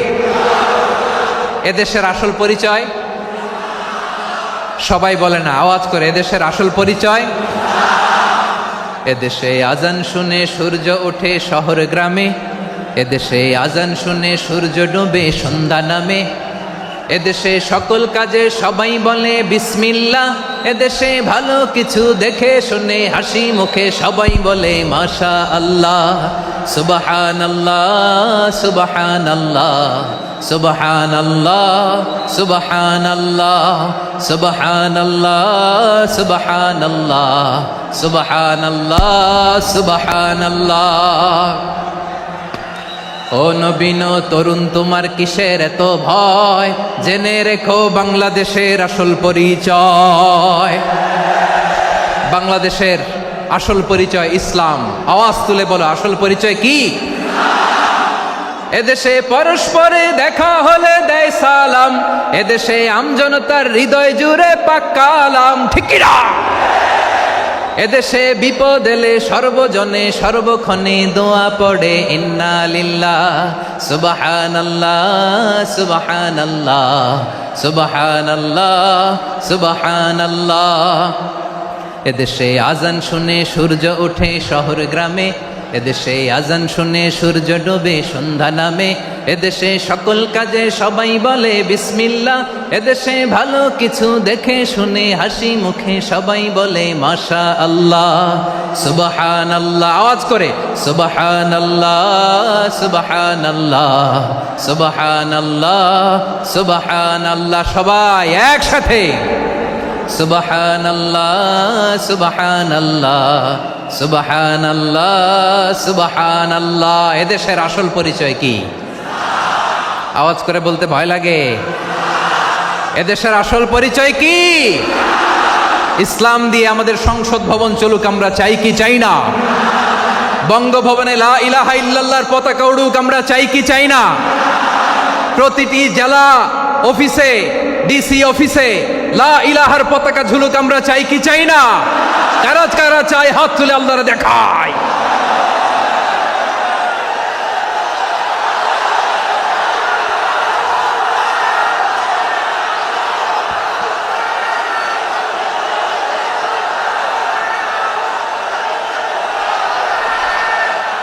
মাশা আল্লাহ, মাশা আল্লাহ, মাশা আল্লাহ, মাশা আল্লাহ। যশোর, আওয়াজ করে বলো, ভালো মানুষ না খারাপ মানুষ? বুঝে বলছো তো? মানুষ ভালো হলে যে কত ভালো। এই মানুষকে যত্ন নিলে, মানুষকে মানুষ বানালে যে সে কি হতে পারে শুনবা? হ্যাঁ, নাকি মোনাজাত দিয়ে দিব? শুনবা? তাহলে থামতে হবে। থামো, আমি যখন বলবো থামো থামো, তাকবীরের সময় দিলে তাকবীর, থামো থামো। মানুষকে যত্ন নিলে, এই এদিকে এদিকে, ড্রোন নামায় ফেলো। হয়েছে, ড্রোনের ফুটেজ হয়ে গেছে, এবার ড্রোন নামায় ফেলো। আমার দিকে তাকাও। মানুষকে, তোমরা এদিক সেদিক তাকালে তো গুরুত্বপূর্ণ পয়েন্ট মিস হয়ে যাবে। এদিকে এদিকে, হ্যাঁ মাস, ঠিক আছে, এদিকে। মানুষকে যত্ন নিলে মানুষের মধ্যে যারা কি পটেনশিয়াল রেখেছে। আমি জাপানের দুইটা উদাহরণ দেই। জাপানের, এই এই এভাবে এভাবে হবে, হয় বসো নয় পেছনে, কথা নাই, কথা তো বলাই যাবে না, হারাম কথা বলা। আজকে একেবারে চুপ, আজকের জন্য হারাম করে দিছে আমি, এই কিছু সময়ের জন্য একেবারে নিষিদ্ধ। জাপানের দুইটা উদাহরণ দেই, খেয়াল করে একটু শোনেন, বুঝবেন। আল্লাহ, 2022 সালে জাপানের সাথে জার্মানির খেলা, ফিফা ওয়ার্ল্ড কাপ 2022। এক পক্ষে জাপান, আরেক পক্ষে কোন দেশ? কথা শোনে নাই। এক পক্ষে কোন দেশ? আরেক পক্ষে সবাই। এক পক্ষে, আরেক পক্ষে। ওই খেলায় জিতেছিল জাপান, জিতেছিল 22 সালের এই ফিফা ওয়ার্ল্ড কাপে। জাপান ফুটবল খেলায় জিতে, as a part of their celebration তারা খেলার পরে পুরো স্টেডিয়ামটারে ক্লিন করে। The fan base of Japan, লক্ষ লক্ষ মানুষ খেলা দেখতে যায়, তো এত ডাস্টবিনও তো নাই। তো যারা ডাস্টবিনে জায়গা পায় নাই, তারা এই যে চকলেটের প্যাকেট, পানির বোতল, চিপসের প্যাকেট তারা এদিকে সেদিকে রেখে দিয়েছে। জাপানের ভক্তরা, জাপানের ফলোয়াররা, as a part of their celebration তারা খেলার পরে পুরো স্টেডিয়ামের সব ময়লা আবর্জনা ক্লিন করে তারপরে বিদায় নিয়েছে। তাদেরকে কি ক্লিন করার দায়িত্ব দেওয়া হয়েছিল? এই যশোর, জাপানের যে ছেলেরা খেলা দেখতে গেছিল ওদেরকে কি ক্লিন করার দায়িত্ব দিছিল? তারা কি স্টেডিয়ামের পরিচ্ছন্নতা কর্মী? তাদের আকল, তাদের সিক্স সেন্স তাদেরকে বলেছে। ছোটবেলা থেকে জাপান গভর্নমেন্ট ওদেরকে এত পরিচ্ছন্নতা শেখায়, ক্লিনলিনেস অ্যাওয়ারনেস ক্যাম্পেইন করায়। ক্লাসে আমি দেখেছি, ক্লাসে নিজের বেঞ্চ নিজে মুছে, ক্লাসের মাঝখানে একটা সময় দেয়, নিজের টেবিল নিজে মুছে, নিজের ক্লাসরুমটা নিজে পরিষ্কার করে। রাস্তাঘাটে একটা ধুলা নাই, ময়লা নাই, একটা টিস্যু নাই। খেলার পরে গোটা বিশ্বকে তাক লাগিয়ে দিয়েছে। জাপানের ফ্যানরা সবার রেখে যাওয়া গার্বেজ, টিস্যু, বোতল পরিষ্কার করে তারপরে স্টেডিয়াম থেকে বিদায় নিয়েছে। আমরা কেন এমন হইতে পারলাম না? আমরা কেন এমন হইতে পারলাম না? জাপানের যারা এগুলো করছে ওদের 3টা করে চোখ না? চোখ তো 3টা জাপানো লাগো, জাপানো লাগো। হাত তো 4টা, কান তো 6টা। হ্যাঁ, নাকি আমার মতো 2 হাত 2 কানওয়ালা মানুষ? চোখে দেখলে ওটা মানুষ না। চিন্তা করছেন? তার মানে জাপানিজদেরকে যে গ্রুমিং করে শিখানোর মাধ্যমে পরিচ্ছন্ন বানানো গেছে, ওরা যেমনি মানুষ আমরাও মানুষ। আমাদের সন্তানদেরকে শেখালে তারাও পারবে, পারবে কিনা? 2 নম্বর উদাহরণ বলি। চট্টগ্রাম ফেনীতে যারা গিয়েছেন, মেঘনা গোমতী ব্রিজ প্রকল্প নাম শুনছেন? মেঘনা একটা ব্রিজ পার হওয়া লাগে। এই মেঘনা গোমতী, এখানে 3টা ব্রিজ, কাঁচপুর সহ এই 3টা ব্রিজের নির্মাণ কাজ, রেনোভেশনের কাজ দেয়া হয়েছিল জাপানের একটা কোম্পানিকে। কাকে? জাপানের কোম্পানি। নির্মাণ শেষে 738 কোটি টাকা বেঁচে গেছিল, এটা গভর্নমেন্টের হাতে দিয়ে তারা বিদায় নিয়েছে। কত টাকা? 738 কোটি টাকা। যত প্রাক্কলিত ব্যয় নির্ধারণ করা হয়েছে সব টাকা সরকার, তৎকালীন সরকার 2019-এর সরকার, কারা ছিল তো জানেন? এই 2019-এর সরকার তাদেরকে দিয়েছে। তারা রিনোভেশন নির্মাণ শেষে 738 কোটি টাকা অতিরিক্ত বেঁচে গেছিল, এটা আবার গভর্নমেন্টের হাতে বুঝাই দিয়ে তারা বিদায় নিচ্ছে। আমরা কেন এমন হইতে পারলাম না? জাপানের ওরাও মানুষ, আমরাও মানুষ। তার মানে মানুষে মানুষে পার্থক্য আছে না নাই? আচ্ছা, জাপানের 2টা উদাহরণ দিলাম, এবার আমার দেশের 2টা উদাহরণ দিব না? বাংলাদেশের দুটা উদাহরণ দেয়। 1 নম্বর উদাহরণ, গত সপ্তাহে আপনারা জানেন কক্সবাজার আমার একটা প্রোগ্রাম ছিল, তো হেলিকপ্টারে গিয়েছিলাম। ফেনী জেলা যখন পার হচ্ছি আমি দেখলাম 3টা উইন্ডমিল চিনেন তো, বিশাল পিলার, 3টা-4টা পাখা থাকে, বায়ু বিদ্যুৎ কেন্দ্র, বাংলাদেশের প্রথম বায়ু বিদ্যুৎ কেন্দ্র এটা, মুহুরী প্রজেক্ট বলে এটা সম্ভবত, মুহুরী প্রজেক্ট। তো সাগরের বাতাসের ঝাপটায় এটা ঘুরে এনার্জি হয়, ইলেকট্রিসিটি উৎপাদন হয়। তো আমি পাইলটকে বললাম, ভাই এগুলো থেকে কেমন ইলেকট্রিসিটি উৎপাদন হয়? কয় হুজুর একটুও হয় না, কিছুই হয় না। কিছুই হয় না মানে? বলে হুজুর বাংলাদেশে যত উইন্ডমিল আছে এটার পাখা একটাও ঘুরে না। আল্লাহ, বলেন কি? তাহলে এই যে কোটি কোটি টাকা ব্যয় করে যে উইন্ডমিল, কয় হুজুর ভিতরে ফিটফাট, উপরে ফিটফাট, ভিতরে সদরঘাট। তার মানে কোটি কোটি টাকা দিয়ে এই উইন্ডমিল বানায়, এখানে কিছু নাই। দুর্নীতির আড্ডাখানা, আখড়াখানা বাংলাদেশ, ঠিক কিনা বলেন? হায় রে, জাপানিজরাও মানুষ, আমরাও মানুষ। আমার এক নিকটাত্মীয় সরকারি চাকরিজীবী, উনি আমাকে বললেন, বাংলাদেশের আরেকটা উদাহরণ দেখি। উনি আমাকে বললেন যে প্রতি বছর আমাদের অফিসের ফার্নিচার চেঞ্জ করে। আমি বললাম প্রতি বছর ফার্নিচার চেঞ্জ করে কেন? বলে যে ফার্নিচার নতুন পারচেজ করলেই তো ওইখানে টাকা, নতুন কিনতে পারলেই টাকা, নতুন উন্নয়নের সবক শোনাতে পারলেই টাকা। প্রথম আলোর রিপোর্ট, কি আলো?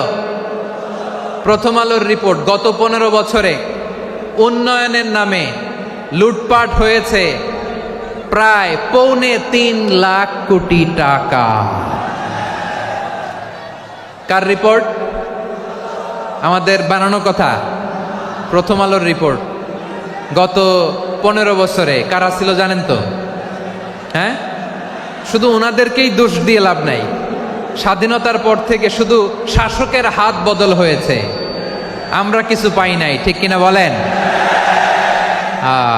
শুধু ওনাদের দোষ দিয়ে কি লাভ? একদল খাইছে, আরেক দল খাওয়ার জন্য রেডি হয়ে আছে। আমরা এরকম চাই না, জনগণকে ফুটপাতে বসাই দিচ্ছে। প্রিয় ভাইয়েরা, তাহলে জাপানের মানুষও মানুষ, আমরাও মানুষ। সিদ্ধান্ত আপনার, কোন মানুষ হবেন, ভালো মানুষ না খারাপ মানুষ? আজকের আলোচনার বিষয় হচ্ছে মানব সম্পদের উন্নয়ন, human resource development. It's a process to increase the capacity of knowledge, skill, capacity of the people of a country. একটা দেশের মানুষের জ্ঞান, তাদের দক্ষতা কি করে বাড়ানো যায়, বাড়িয়ে দেশের উন্নয়ন করানো যায়, এটাই হচ্ছে মানব সম্পদ উন্নয়নের মূল কথা।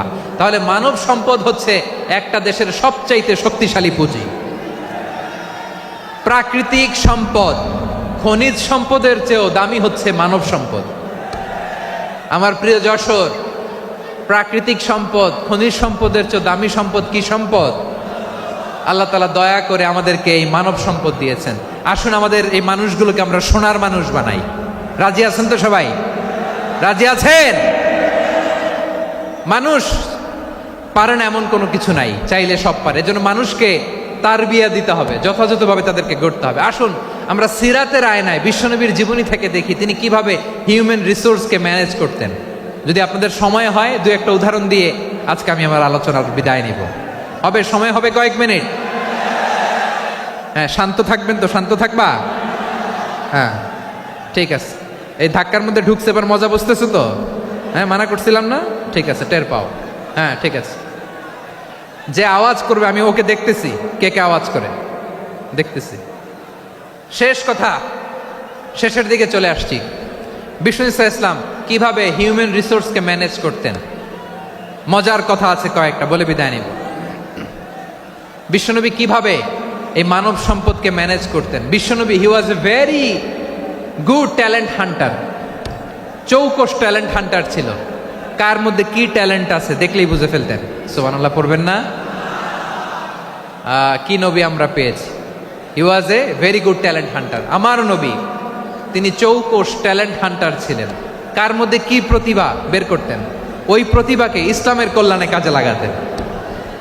সুবহানাল্লাহ বলেন। যাকে যেই জায়গায় সেট করলে ভালো হবে তাকে ওই জায়গায় সেট করতেন। কয়েকজন সাহাবীর জীবনী শোনাই। আবু মাহজুরা রাদিয়াল্লাহু তাআলা আনহু, মক্কার মুয়াজ্জিন, আগে ছিল মুশরিক, পরে হইছেন মুমিন।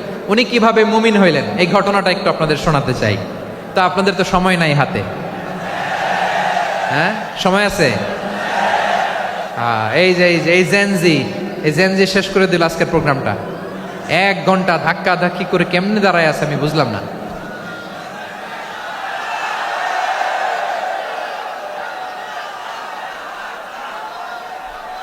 না না, তাকবির না, চুপ করতে হবে। What I need you stop, just shut up, চুপ। হ্যাঁ ঠিক আছে, এভাবে। আবু মাহজুরা রাদিয়াল্লাহু তাআলা আনহু কিভাবে মুসলিম হলেন আওয়াজ করে শুনেন। হুনাইনের যুদ্ধ 8ম হিজরি, বিষ্ণু ঈসা ইসলাম হুনাইনের যুদ্ধ শেষে ফিরতেছেন, পথিমধ্যে বেলাল রাদিয়াল্লাহু তাআলা আনহু। এই যে আবার কথা, আই রে আল্লাহ রে, এখানে ধাক্কা ধাক্কি কেন? চলে যাও, পেছনে যাও, পেছনে যাও। কি আজীব তামাশা, যেখানে যায় এখানে ধাক্কা ধাক্কি, মারামারি, গায়ের উপরে কাঁধের উপরে শাউটিং। অনেক গুরুত্বপূর্ণ কথা পয়েন্ট করে নিয়ে আসে যে বলবো, এই শাউট করার কারণে প্রোগ্রামটাই নষ্ট করে দেয়। আসছে আমার ভালোবাসা দেখাইতে, প্রোগ্রামটাই শেষ করে দিয়ে চলে যায়। স্টপ, আবার কথা বল, স্টপ। হুনাইনের যুদ্ধে 8ম হিজরি, কত হিজরি সবাই বলেন না একটু, কত হিজরি? 8ম হিজরিতে হুনাইনের যুদ্ধে রাসূল সাল্লাল্লাহু আলাইহি ওয়াসাল্লাম ফিরে আসতেছেন মদিনায়। পথিমধ্যে বেলাল রাদিয়াল্লাহু তাআলা আনহু আজান দিচ্ছেন। কি দিচ্ছেন? তো পাশে ছিল মুশরিকদের একটা পল্লী, কিছু মুশরিক তরুণ, কিছু অমুসলিম কিশোর, তারা আজানকে ব্যঙ্গ করতেছে। আমাদের বাংলায় মুখ ভেঙ্গানো বলে আর কি। বেলাল রাদিয়াল্লাহু তাআলা আনহু আজান দিচ্ছেন, ওই বাচ্চাগুলো মুশরিক, তো ওরা আজানকে ব্যঙ্গ করতেছে, বিকৃতি করে ওরাও আজান দিচ্ছে। উদ্দেশ্য হচ্ছে আজানকে নিয়ে ঠাট্টা করা। উদ্দেশ্য কি? ঠাট্টা করা। ব্যাপারটা মনে কষ্ট পাওয়ার মতো ব্যাপার না? কিন্তু বিশ্বনবী ওইখানে দেখেন কি খুঁজলেন। বিশ্বনবী খেয়াল করলেন অমুসলিম কিশোরদের মধ্য থেকে একটা কিশোরের গলাটা বড় দরাজ গলা, কণ্ঠটা বড় সুন্দর। খেয়াল করে দেখলেন যে কিছু কিশোর বেলালের আজানকে ব্যঙ্গ করে, বিকৃতি করে, কিন্তু একজনের কণ্ঠ দেখতে পাচ্ছেন না এত দূরে, কিন্তু কণ্ঠটা বড় সুন্দর, দরাজ গলা। বিশ্বনবী সাহাবীদেরকে বললেন, ধরো এগুলারে, ধরো। সবগুলারে ধরে বিশ্বনবীর সামনে আনা হলো। ওরা হাঁটু গেড়ে বসলো। বিশ্বনবী বললেন, তোমাদের মধ্যে কে যেন ব্যঙ্গ করে আজান দিচ্ছিল, তার গলাটা বড় উঁচু, গলার বেসটা বড় মজবুত, মেলোডিয়াস, সুমধুর কণ্ঠ। কে? আবু মাহজুরা বলে, আমার বন্ধুরা সবাই আমার দিকে আঙ্গুল দেখায়, আমি পড়ে গেছি বিপদে। রাসূল সাল্লাল্লাহু আলাইহি ওয়াসাল্লাম বাকি অমুসলিম তরুণদেরকে ছেড়ে দিলেন, বললেন তোমরা যাও। এবার আবু মাহজুরারে পাইছে। আবু মাহজুরার চুলের মধ্যে হাত দিলেন বিশ্বনবী, মাথায় হাত দিয়ে বললেন, এবার আজান দাও দেখি। আবু মাহজুরা বলে, আমি তো আজান দিতে জানি না, কারণ আমি তো বেলালেরটা শুইনা দিছি, আমার তো মুখস্থ নাই, আমি তো আজান দিতে জানি না। বিশ্বনবী বললেন, জানো না? তাহলে আসো, আমি তোমারে শিখাই দেই। সুবহানাল্লাহ পড়েন।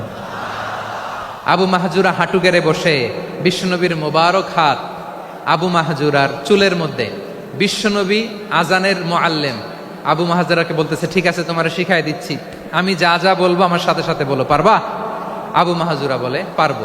বিশ্বনবী আজান দিচ্ছেন মাথায় হাত দিয়ে, আল্লাহু আকবার, আল্লাহু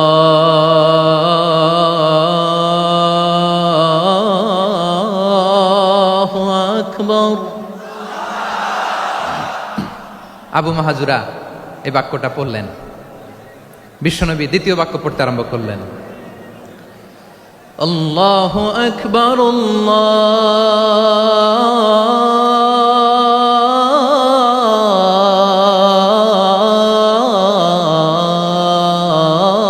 আল্লাহু আকবার। আবু মাহজুরা এই বাক্যটাও বললেন। বিশ্বনবী আবু মাহজুরার মাথার মধ্যে হাত দিয়ে তৃতীয় বাক্য পড়লেন, আশহাদু আল্লা ইলাহা ইল্লাল্লাহ।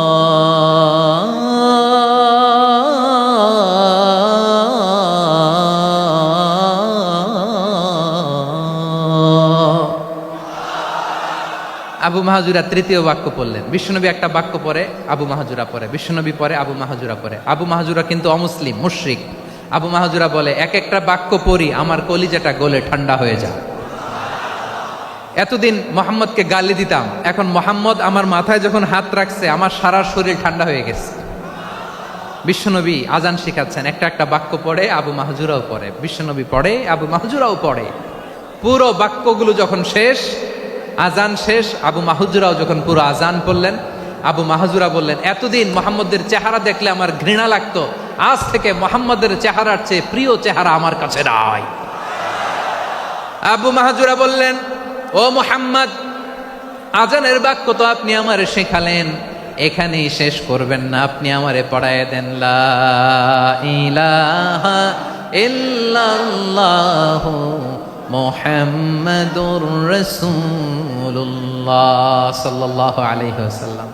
বিশ্বনবীর সাথে দাঁড়িয়ে উনি শাহাদা পড়ে মুসলমান হয়ে গেলেন। এবার আবু মাহাজুরা বলে, ইয়া রাসূলুল্লাহ, ইয়া হাবিবাল্লাহ, আমি মুমিন হয়েছি, মুসলমান হয়েছি, আপনার কাছ থেকে আজান শিখার সৌভাগ্য আমি লাভ করেছি গো নবী। আমার কণ্ঠের বড় তারিফ করেছেন, আপনি আমার আজানকে আপনি পছন্দ করেছেন। একটা জিনিস আপনার কাছে চাই, আপনি আমাকে মক্কার মসজিদুল হারামের মুয়াজ্জিন হিসেবে অ্যাপয়েন্ট করে দে। বিষ্ণু ইসা ইসলাম বললেন, যাও আবু মাহজুরা, আমি তোমাকে পৃথিবীর শ্রেষ্ঠতম মসজিদ মক্কার মসজিদুল হারামের মুয়াজ্জিন হিসেবে অ্যাপয়েন্ট করে দিলাম। দেখছেন কিভাবে ট্যালেন্ট হান্টিং করতে হয়, কিভাবে হিউম্যান রিসোর্স মানব সম্পদকে ব্যবহার করতে হয়। আসছিল আজানকে ভেঙ্গাইতে, আসছিল কেন? আজানকে ব্যঙ্গ করার জন্য, বিকৃত করার জন্য। আজানকে বিকৃত করতে যে ইসলামের সবচেয়ে শ্রেষ্ঠ মসজিদের মুয়াজ্জিন হয়ে গেল। পড়েন সুবহানাল্লাহ। হযরত আবু মাহজুরা রাদিয়াল্লাহু তাআলা আনহু ওনার এই সুললিত কণ্ঠ ব্যবহার করে মসজিদুল হারামে এত সুন্দর করে আল্লাহু আকবার বলে আজান দিতেন, মানুষগুলোর, মুসল্লিগুলোর, মক্কাবাসীর হৃদয়কে তিনি বিগলিত করে দিতেন, মানুষের হৃদয়কে ঠান্ডা হয়ে যেত। শুধু এখানেই শেষ না আমার যশোরের ভাইয়েরা, বিশ্বনবী যখন সাইয়েদনা আবু মাহজুরা রাদিয়াল্লাহু তাআলা আনহুকে আজান শিখাচ্ছিলেন, বলেন তো বিশ্বনবীর হাতটা কোথায় ছিল? আবু মাহজুরার মাথার সামনে, এই চুলের উপরে ছিল। আবু মাহজুরা ওই স্মৃতিটাকে ধারণ করবার জন্য, ওই স্মৃতিকে বহন করার জন্য বিশ্বনবীর মোবারক হাত আবু মাহজুরার কপালের চুলের যেই জায়গায় লেগেছে, মৃত্যুর আগের দিন পর্যন্ত আবু মাহজুরা মাথার ওই চুলে কোনোদিন ছুরি আর কামার লাগায় নাই, সেখানে কেচি লাগায় নাই, চুলের মধ্যে খুর লাগায় নাই। আবু মাহজুরা ডান দিকের চুল কাটতো, বাম দিকের চুল কাটতো, পেছনের চুল কাটতো, সামনের চুল কাটতো না। আবু মাহজুরা রাদিয়াল্লাহু তাআলা আনহুর সামনের চুলগুলো বড় হতে হতে যখন এত বড় হয়ে যায়, তিনি চুলগুলো পেঁচিয়ে মাথার মধ্যে রাখতেন, তারপরে তিনি পাগড়ি পরতেন। সবাই জিজ্ঞেস করতো, আবু মাহজুরা, এটা আবার কেমন স্টাইল? দেখতে তোমারে কি বিদঘুটে লাগে? কেমন অড লাগে? কেমন খারাপ দেখা যায়? মক্কায় এমন কোনো মানুষ তো দেখি নাই, ডানে চুল কাটে, বায়ে চুল কাটে, পেছনে চুল কাটে, সামনে কাটে না। ওরে আবু মাহজুরা, কেমন দেখা যায় তোমারে? তুমি সামনের চুল কাটো না কেন? আবু মাহজুরা বলে, আমি হাঁটু গেড়ে পেয়ারা নবীর সামনে বসেছিলাম, আমার এই মাথার চুলের মধ্যে মোবারক হাত লাগিয়ে বিশ্বনবী নিজে আমাকে আজানের প্রতিটা বাক্য শিক্ষা দিয়েছেন। বিশ্বনবীর মোবারক হাত, পবিত্র হাত আমার মাথার চুলের যেই জায়গায় লেগেছে, আমি চাই ওই চুলগুলা নিয়ে আমি আমার কবরের ভিতরে যাব। সাইয়েদনা আবু মাহজুরা রাদিয়াল্লাহু তাআলা আনহু ইন্তেকালের আগের পর্যন্ত মাথার সামনের চুলগুলা কাটে নাই। মাথার সামনের চুল তিনি কাটেন নাই। সুবহানাল্লাহ বিহামদি। কেমন ভালোবাসতেন বিশ্বনবী সাহাবীদেরকে, সাহাবারা কেমন ভালোবাসতেন বিশ্বনবীকে। সামনের চুলগুলো বড় হতে হতে এত বড় ছিল, পেঁচিয়ে রেখে পাগড়ি পরতেন, কাটতেন না। নবীর হাত লেগেছিল। সুবহানাল্লাহ পড়েন। তাহলে what is the lesson? Moral of the story কি? মোরাল অফ দ্য স্টোরি হচ্ছে, আসছিল আজানকে ব্যঙ্গ করার জন্য, বিকৃত করার জন্য, হয়ে গেল মসজিদুল হারামের মুয়াজ্জিন। দেখেন বিশ্বনবী একটা খারাপ সিচুয়েশনের মধ্যে থেকে কি ভালো জিনিস বের করে আনলেন। আমি যে শুরুতে বলেছি কিভাবে তিনি হিউম্যান রিসোর্সকে ডেভেলপ করেছেন, ম্যানেজ করেছেন।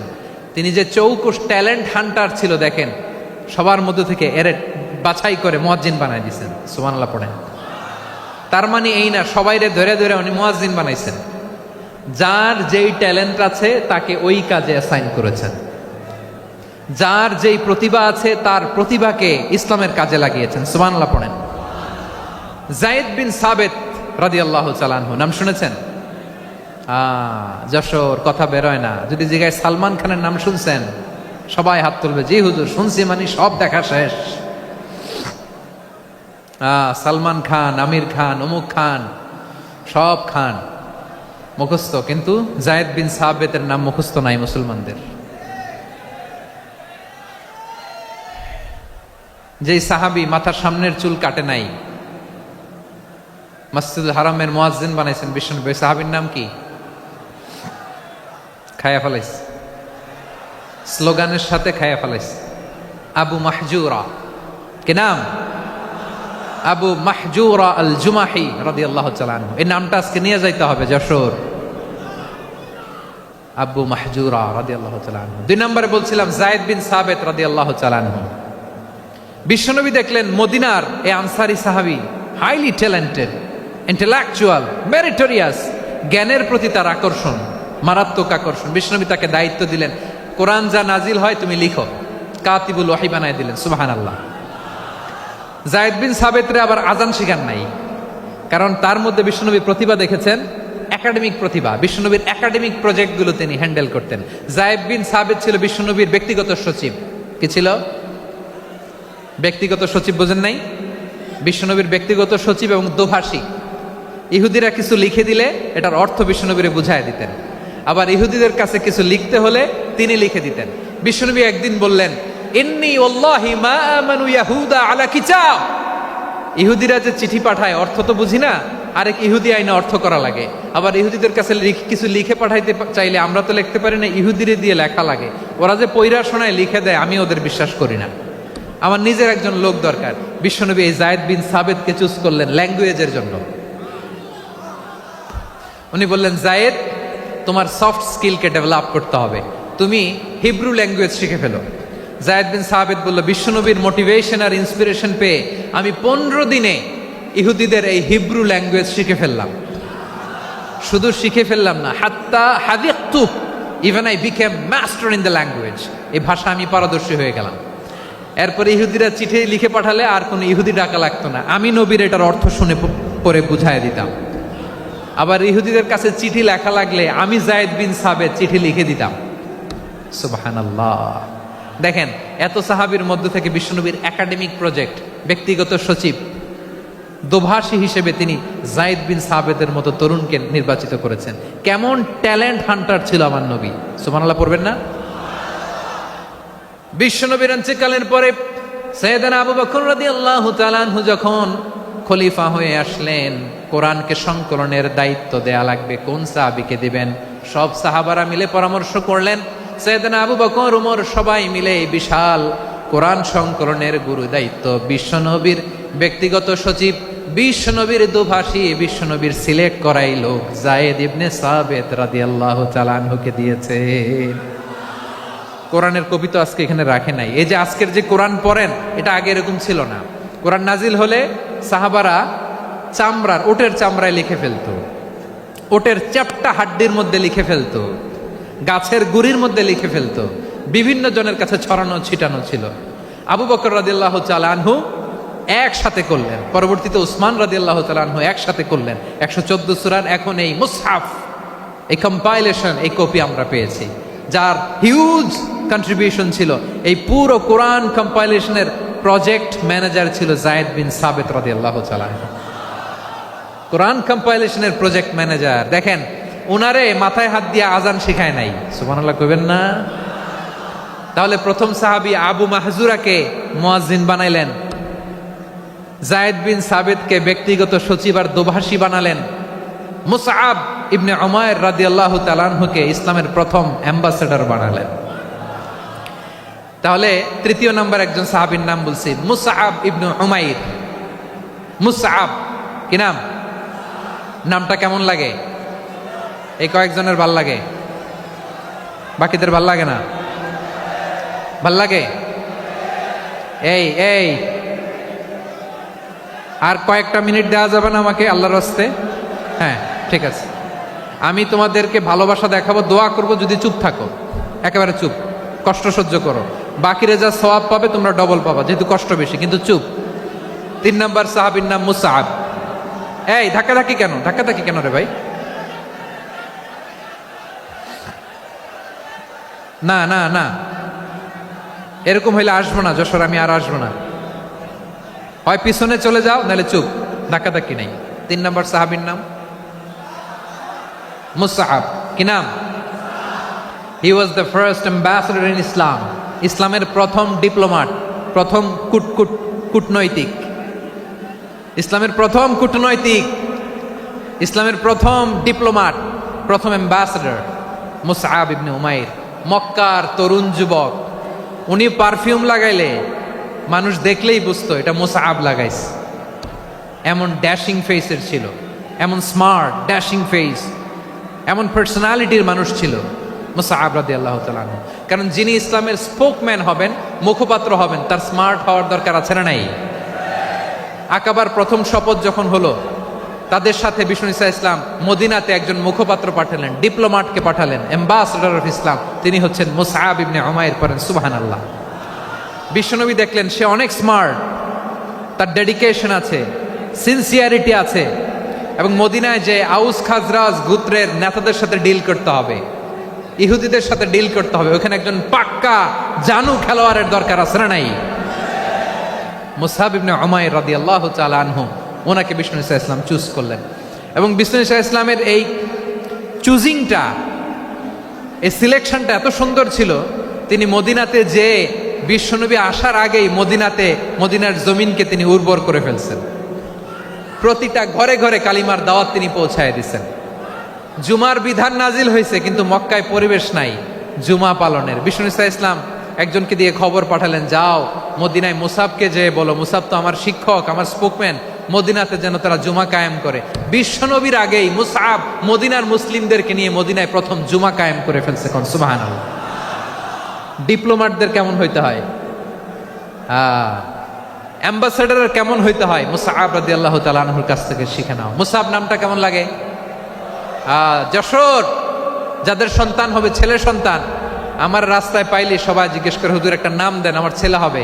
যশোরবাসীর জন্য আমি একটা নাম দিয়ে দিলাম, নাম রাখতে হবে মুসআব। কি নাম? নামটা যাদের ভাল লাগে, ছেলে সন্তান অনাগত আসবে, মনে চাইলে নাম রেখে দিবেন মুসআব রাদিয়াল্লাহু তাআলা আনহুর নামে মুসআব। তাহলে মুসআব রাদিয়াল্লাহু তাআলা আনহুকে বিশ্বনবী ল্যাঙ্গুয়েজ শিখান নাই, সফট স্কিল শিখান নাই। যায়েদ রাদিয়াল্লাহু, তিনি হিব্রু ল্যাঙ্গুয়েজ শিখেছেন, সুরিয়ানি শিখেছেন, কিন্তু মুসআবকে তিনি বানিয়েছেন the spokesman of Islam, the first diplomat, the ambassador of Islam. সুবহানাল্লাহ পড়বেন না? আব্দুল্লাহ ইবনে আব্বাস রাদিয়াল্লাহু তাআলা আনহু, বিশ্বনবীর কাজিন, চাচাতো ভাই। আবার মাইমুনা রাদিয়াল্লাহু তাআলা আনহু, মাইমুনা নবীর স্ত্রী, তিনি ছিলেন আব্দুল্লাহর আপন খালা। তো নবীর বউ যদি ওনার খালা হয়, নবী তার কি? বুঝে নাই, নবী তার কি? খালু। তাহলে সম্পর্ক অনেক গভীর, কাজিন আবার খালু। ছোট্ট মানুষ, তাই রাতে মাঝে মাঝে ঘরে থাকতো। বিশ্বনবী দেখলেন আব্দুল্লাহ যেহেতু আমার ঘরে ঢুকতে পারে, আব্দুল্লাহরে এই উম্মতের বড় শিক্ষাবিদ বানাইতে হবে। কথা বোঝে নাই? আব্দুল্লাহকে কি বানাইতে হবে? শিক্ষাবিদ, এডুকেটর অফ দিস উম্মা, এই উম্মার শিক্ষাবিদ বানাইতে হবে। তাই আব্দুল্লাহ ইবনে আব্বাসকে বিশ্বনবী হাতে কলমে শিক্ষা দিয়েছেন। আহারে, আর এরপরে যে কি ভাষা আসবে তোমাদের জন্য আমার মুখ থেকে আমি নিজেও জানি না, আমি নিজেও জানি না।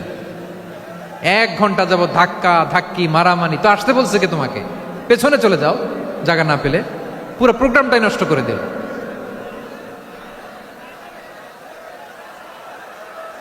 জি, আমার দিকে তাকান, আমি শেষ করে দিচ্ছি। হবে না, ইন্টেলেকচুয়াল আলোচনা এখানে হবে না, আমি বুঝতে পারছি, আমি শেষ করে দিচ্ছি।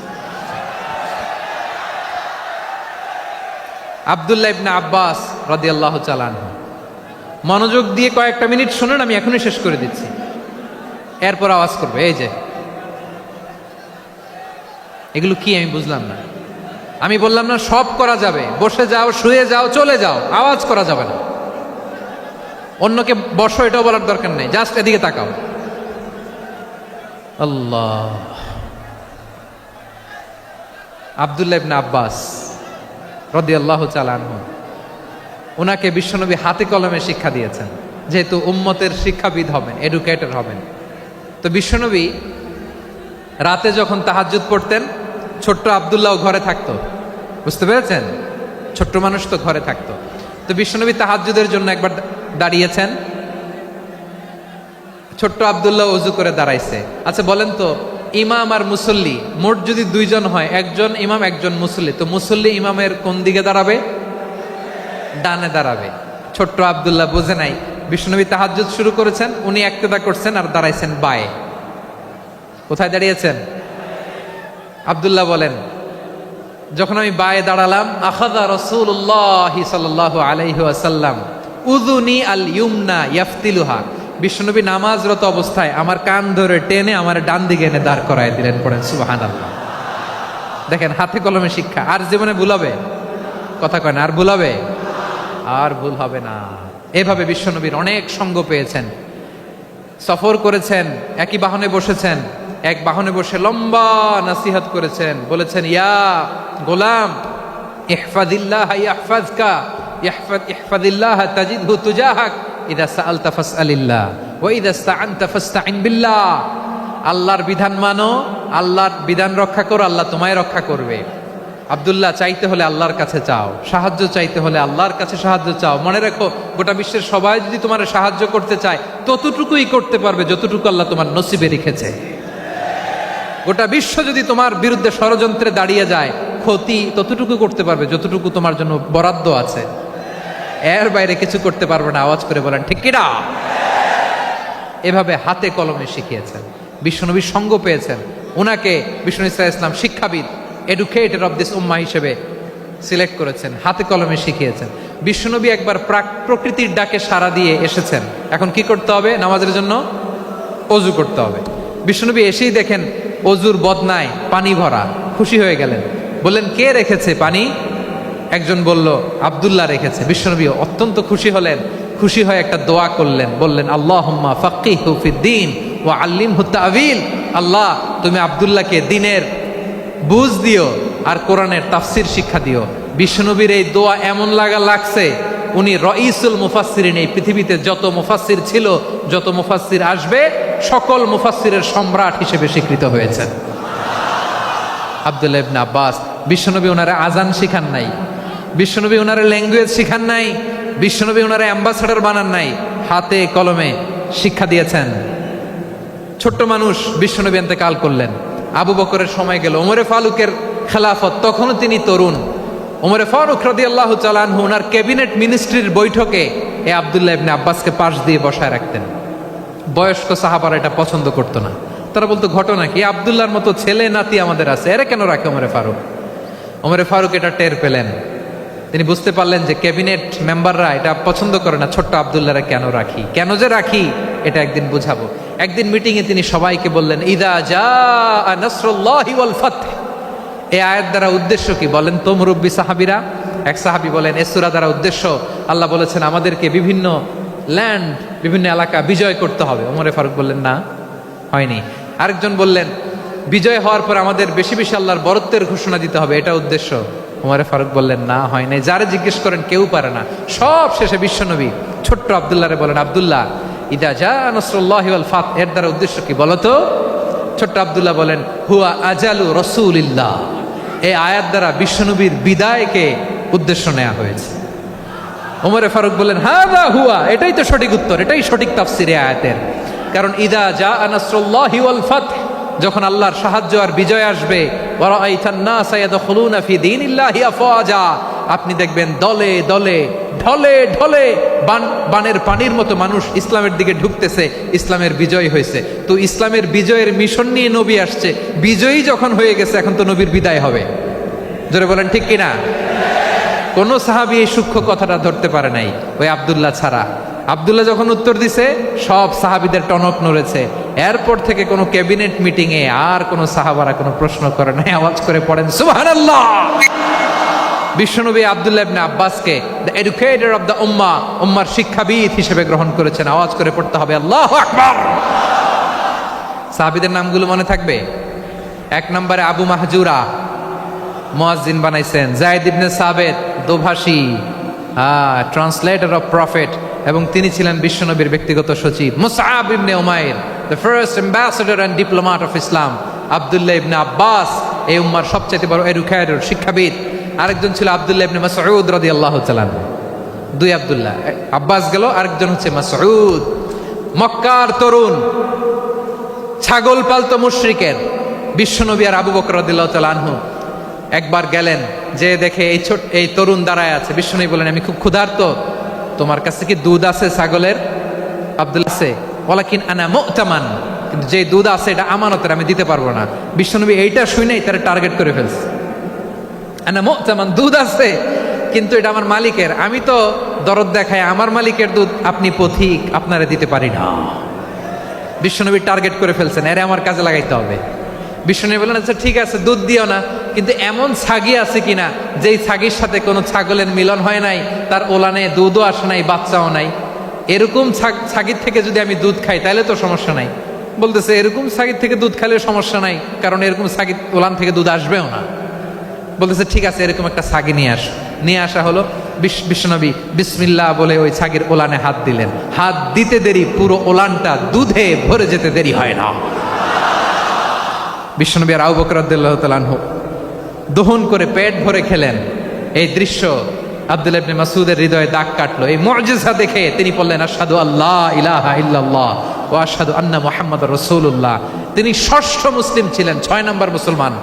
ওনাকে টার্গেট করে বিশ্বনবী দেখলেন এমন ইন্টেলেকচুয়াল ব্রেন, উনি সূক্ষ্ম সূক্ষ্ম জিনিস বুঝে বেশি, ফিকহি জ্ঞান ওনার মধ্যে বেশি। বিশ্বনবী ওনাকে কোরআনের জ্ঞান শিক্ষা দিতে লাগলেন। উনি বিশ্বনবী সবার কাছে কোরআন শোনায়, কিন্তু বিশ্বনবী নিজে আব্দুল্লাহ ইবনে মাসউদের কাছ থেকে কোরআন শুনতো। বিশ্বনবী একবার বললেন, ইকরা আলাইয়া ইয়া মাসউদ। ইবনে মাসউদ, একবার শোনাও তো কোরআন দেখি। আব্দুল্লাহ ইবনে মাসউদ বলে, আকরাউ আলাইকা ওয়া আলাইকা উনজিল।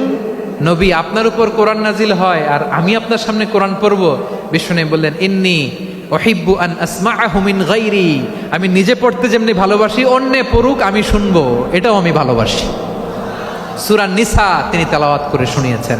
এমন সূক্ষ্ম সূক্ষ্ম বিষয় বিশ্বনবী ওনাকে ধরিয়ে দিয়েছেন। উনি হয়ে গিয়েছেন, আব্দুল্লাহ ইবনে আব্বাস হয়েছেন রাইসুল মুফাসসিরিন, উনি হয়ে গিয়েছেন ফাকিহুল উম্মাহ।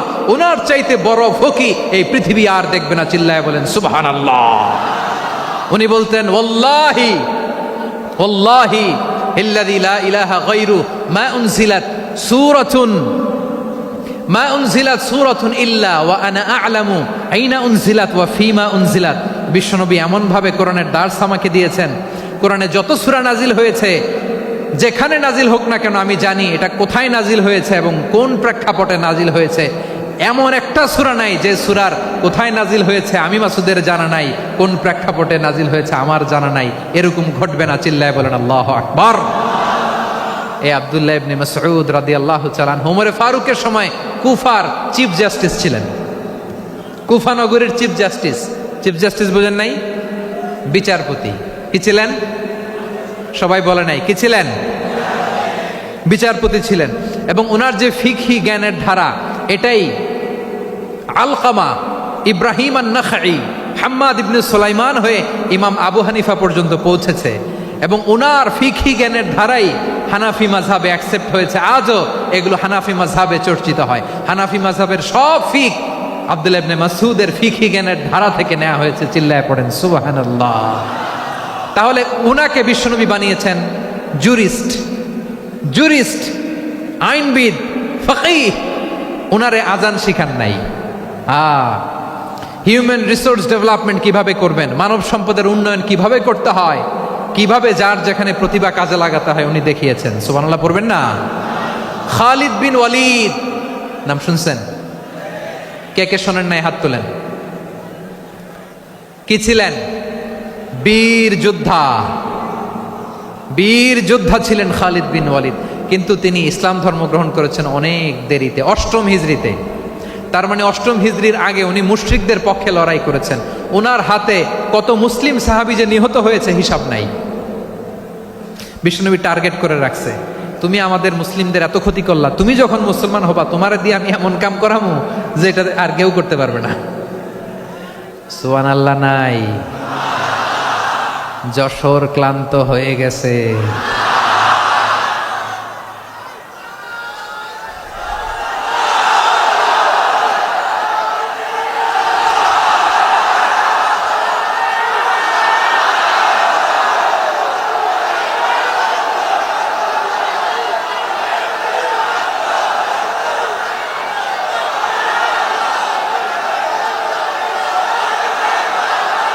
মাশাআল্লাহ, বসুন বসুন বসুন।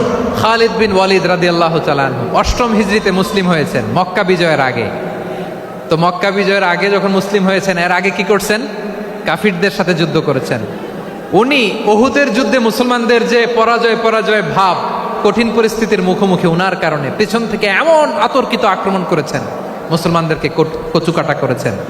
8ম হিজরিতে আল্লাহ তাআলা হেদায়েতের নূর দিয়ে ওনার হৃদয়টাকে উজালা করে দিলেন। লা ইলাহা, এটা এমন বাণী যার হৃদয়ে একবার টাচ খাবে, এইটা থেকে সে আর পালিয়ে বেড়াতে পারে। ঝিনুকের ভেতর লুকিয়ে থাকে যেমন মতি, ঝিনুকের ভেতর লুকিয়ে থাকে যেমন মতি, কলমা শাহাদাতে আছে আল্লাহর জ্যোতি, কলমা শাহাদাতে আছে আল্লাহর জ্যোতি। ঠিক কিনা বলেন? মক্কা বিজয়ের আগে মুসলিম হলেন, হওয়ার পরেই বিশ্বনবীর টার্গেট ফুলফিল হলো। ওই যে টার্গেট করে রেখেছেন আর দোয়া করেছেন, খালিদ বিন ওয়ালিদ যদি মুসলিম হয় তাকে আমি মিলিটারি চিফ বানাবো। ওনাকে আজান শিখান নাই, ওনারে কান ধইরা নামাজের এই মাথা থেকে ওই মাথা আনান নাই, ফিকহি কোরআনের সূক্ষ্ম তাফসীর ওনারে শিখান নাই, অ্যাম্বাসেডর বানান নাই। বিষ্ণু ইসলাম উনাকে সামরিক অভিযানে প্রেরণ করেছেন।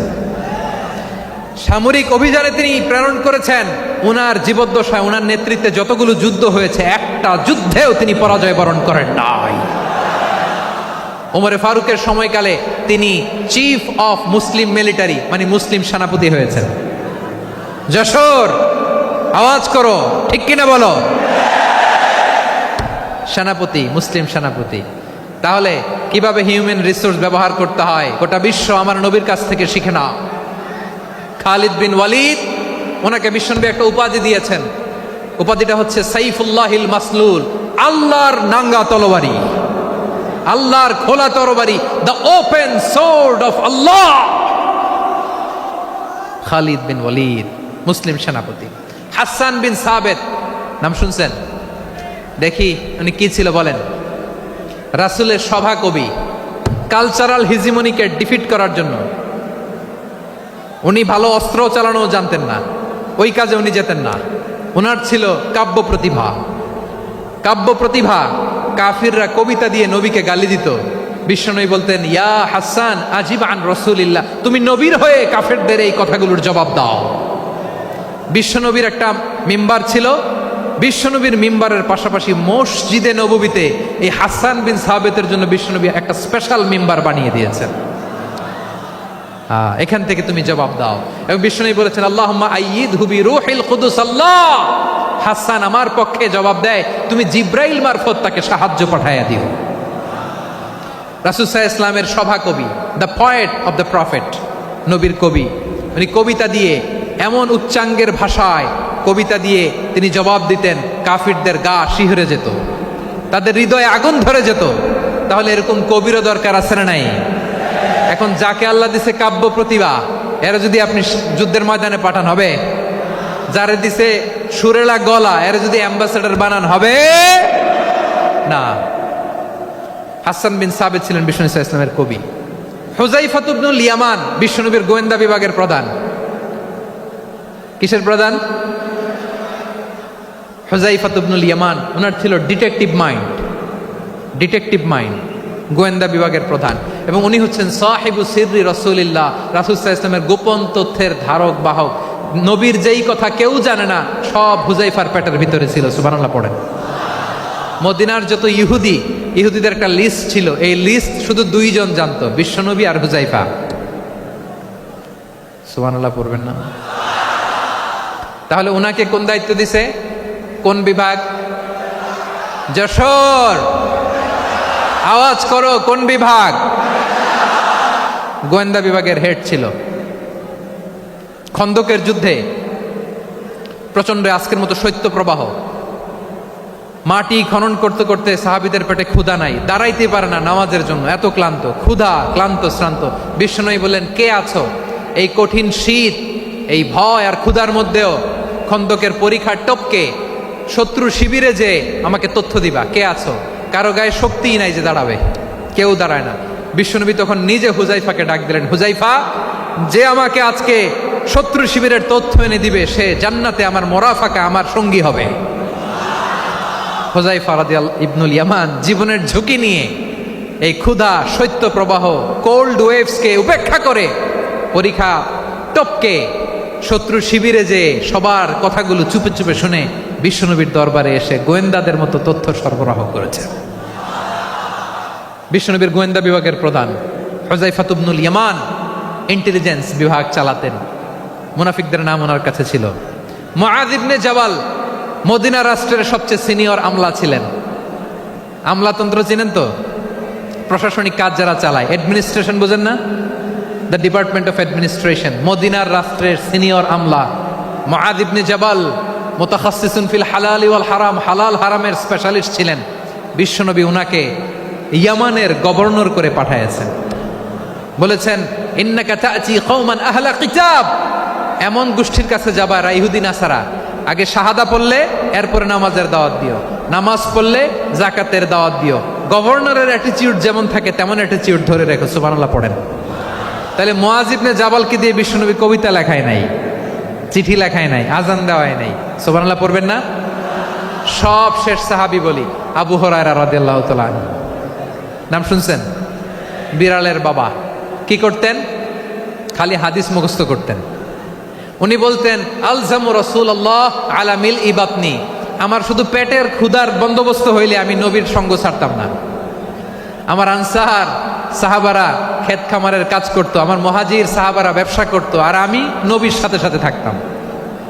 শুধু সকাল বিকাল দুই বেলা যদি আমার খাবারের বন্দোবস্ত হয় আমি আর নবীর লক ছাড়ি না। সুবহানাল্লাহ কইবেন না? 5374টা হাদিস তিনি বর্ণনা করেছেন।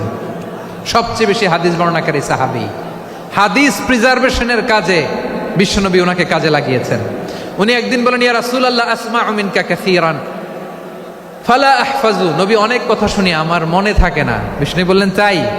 উবসুত রিদাক, তোমার চাদরটা বিছাও। আবু হুরায়রা বিছালেন, বিশ্বনবী হাত বুলায় দিলেন, এরপরে অনেক হাদিস বর্ণনা করলেন। আবু হুরায়রা বলে, তারপর থেকে বিশ্বনবী যাই বর্ণনা করে আমি শুনি আর একটাও ভুলি না। এখন সুবহানাল্লাহ। বিশ্বনবী ওনাকে হাদিস প্রিজার্ভেশন, নবীর এই যে লক্ষ্য হাদিস প্রিজার্ভেশনের এই দায়িত্ব দিয়েছেন সাইয়েদনা আবু হুরায়রা রাদিয়াল্লাহু তাআলা আনহুকে। প্রিয় ভাইরা, তাহলে 10 জন সাহাবীর কথা যে বললাম, আপনারা কি খেয়াল করেছেন কত বড় ট্যালেন্ট হান্টার, চৌকস ট্যালেন্ট হান্টার ছিল আমার নবী। এক একজনের এক এক ট্যালেন্ট, এক এক কাজে অ্যাসাইন করেছেন, এক একজনকে এক এক দায়িত্ব দিয়েছেন, এক একজনের প্রতিভাকে এক একভাবে বিকশিত হওয়ার সুযোগ দিয়েছেন। আওয়াজ করে বলেন ঠিক কি না? এখন আমার পর্দার আড়ালে আমার মায়েরা বলবে, এতগুলো পুরুষ সাহাবীর কথা বললো, নারী সাহাবীরা কি কিছু করে নাই? হ্যাঁ, একজন নারী সাহাবীর কথা বলে মোনাজাত হবে, দোয়া ছাড়া কেউ যাব না। রুফাইদা আল আসলামিয়া রাদিয়াল্লাহু তাআলা আনহা, ওনার বাবার নাম সাআদ আল আসলামি। বিশ্বনবী কি খেয়াল করলেন দেখেন, সাআদ ছিল মদিনার বড় ডাক্তার। এই নারী সাহাবী রুফাইদা বাবার কাছ থেকে চিকিৎসা বিদ্যা শিখেছেন। যখন শিখছে বিশ্বনবী দেখলেন, আমার তো প্রতি সপ্তাহে সপ্তাহে যুদ্ধে আহত সাহাবীদের সেবা দিবে কে? বিশ্বনবী রুফাইদাকে বললেন, রুফাইদা তুমি মসজিদে নববীর পাশে একটা মেডিকেল ক্যাম্প করো। এই যে সাকিনা আদ্দিন মেডিকেলের আমার ছাত্রী বন্ধুরা শুনে রাখো, তোমাদের আইকন হচ্ছে এই রুফাইদা আল আসলামিয়া। বিশ্বনবীর ডিরেকশন অনুযায়ী তিনি মসজিদে নববীর পাশে একটা মেডিকেল ক্যাম্প করলেন এবং আহত সাহাবাদের চিকিৎসা উনি ওনার টিম নিয়ে দিতেন। বিশ্বনবীর পরামর্শে উনি আনসারি এবং মুহাজির মহিলা সাহাবীদেরকে নিয়ে একটা স্পেশাল মেডিকেল টিম গঠন করলেন।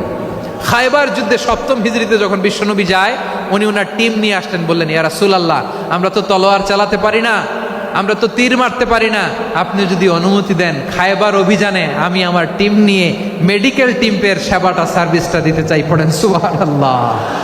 বিশ্বনবী অনুমতি দিলেন, যোদ্ধা সাহাবীদের সাথে রুফাইদা আল আসলামিয়া উনিও মেডিকেল টিম নিয়ে অগ্রসর হলেন। খায়বারের প্রতিটা আহত ইনজুর্ড সাহাবী যারা ইনজুরির শিকার হয়েছেন সবাই রুফাইদা আল আসলামিয়ার এই মেডিকেল ক্যাম্প থেকে চিকিৎসা সহায়তা পেয়েছেন। সুবহানাল্লাহ পড়েন। দেখেন কিভাবে বিশ্বনবী ট্যালেন্ট বাছাই করতেন। আপনি অবাক হবেন, বাহরাইনের মেডিকেল ইউনিভার্সিটিতে রুফাইদা আল আসলামিয়া মেডিকেল প্রাইজ অ্যাওয়ার্ড প্রতি বছর দেয়া হয়। যদি 8 দিনের এই মেডিকেল আমার বোনেরা যদি জেনে থাকো জানো, না হলে নতুন করে জানো, সার্চ দিও রুফাইদা আল আসলামিয়া মেডিকেল অ্যাওয়ার্ড বাহরাইনের ইউনিভার্সিটিতে দেওয়া হয়। প্রিয় ভাইয়েরা, তাহলে আলোচনার সামারি আমরা করি। বিশ্বনবী যার যেখানে ট্যালেন্ট তাকে ওইখানে কাজে লাগাতেন। আওয়াজ করে বলেন ঠিক কিনা? এবার একটা ইন্টারভিউ হবে, আওয়াজ করে বলেন আবু মাহজুরাকে বিশ্বনবী কি বানাইছেন? হ্যাঁ, ভুলে গেছেন? সামনের চুলে হাত দিয়ে বিশ্বনবী কি সুন্দর গলায় আজান শিখালেন, মুয়াজ্জিন। যায়েদ বিন সাবেতকে একাডেমিক প্রজেক্টের দায়িত্ব দিয়েছেন, তিনি ছিলেন বিশ্বনবীর দোভাষী ব্যক্তিগত সচিব। মুসআব ইবনে উমাইর the first ambassador of Islam. আব্দুল্লাহ ইবনে আব্বাস উম্মার বড় শিক্ষাবিদ মুফাসসির। আব্দুল্লাহ ইবনে মাসউদ, আব্দুল্লাহ ইবনে মাসউদ ছিলেন জুরিস্ট। কি ছিলেন? জুরিস্ট ছিলেন, এই উম্মার সবচেয়ে বড় জুরিস্ট।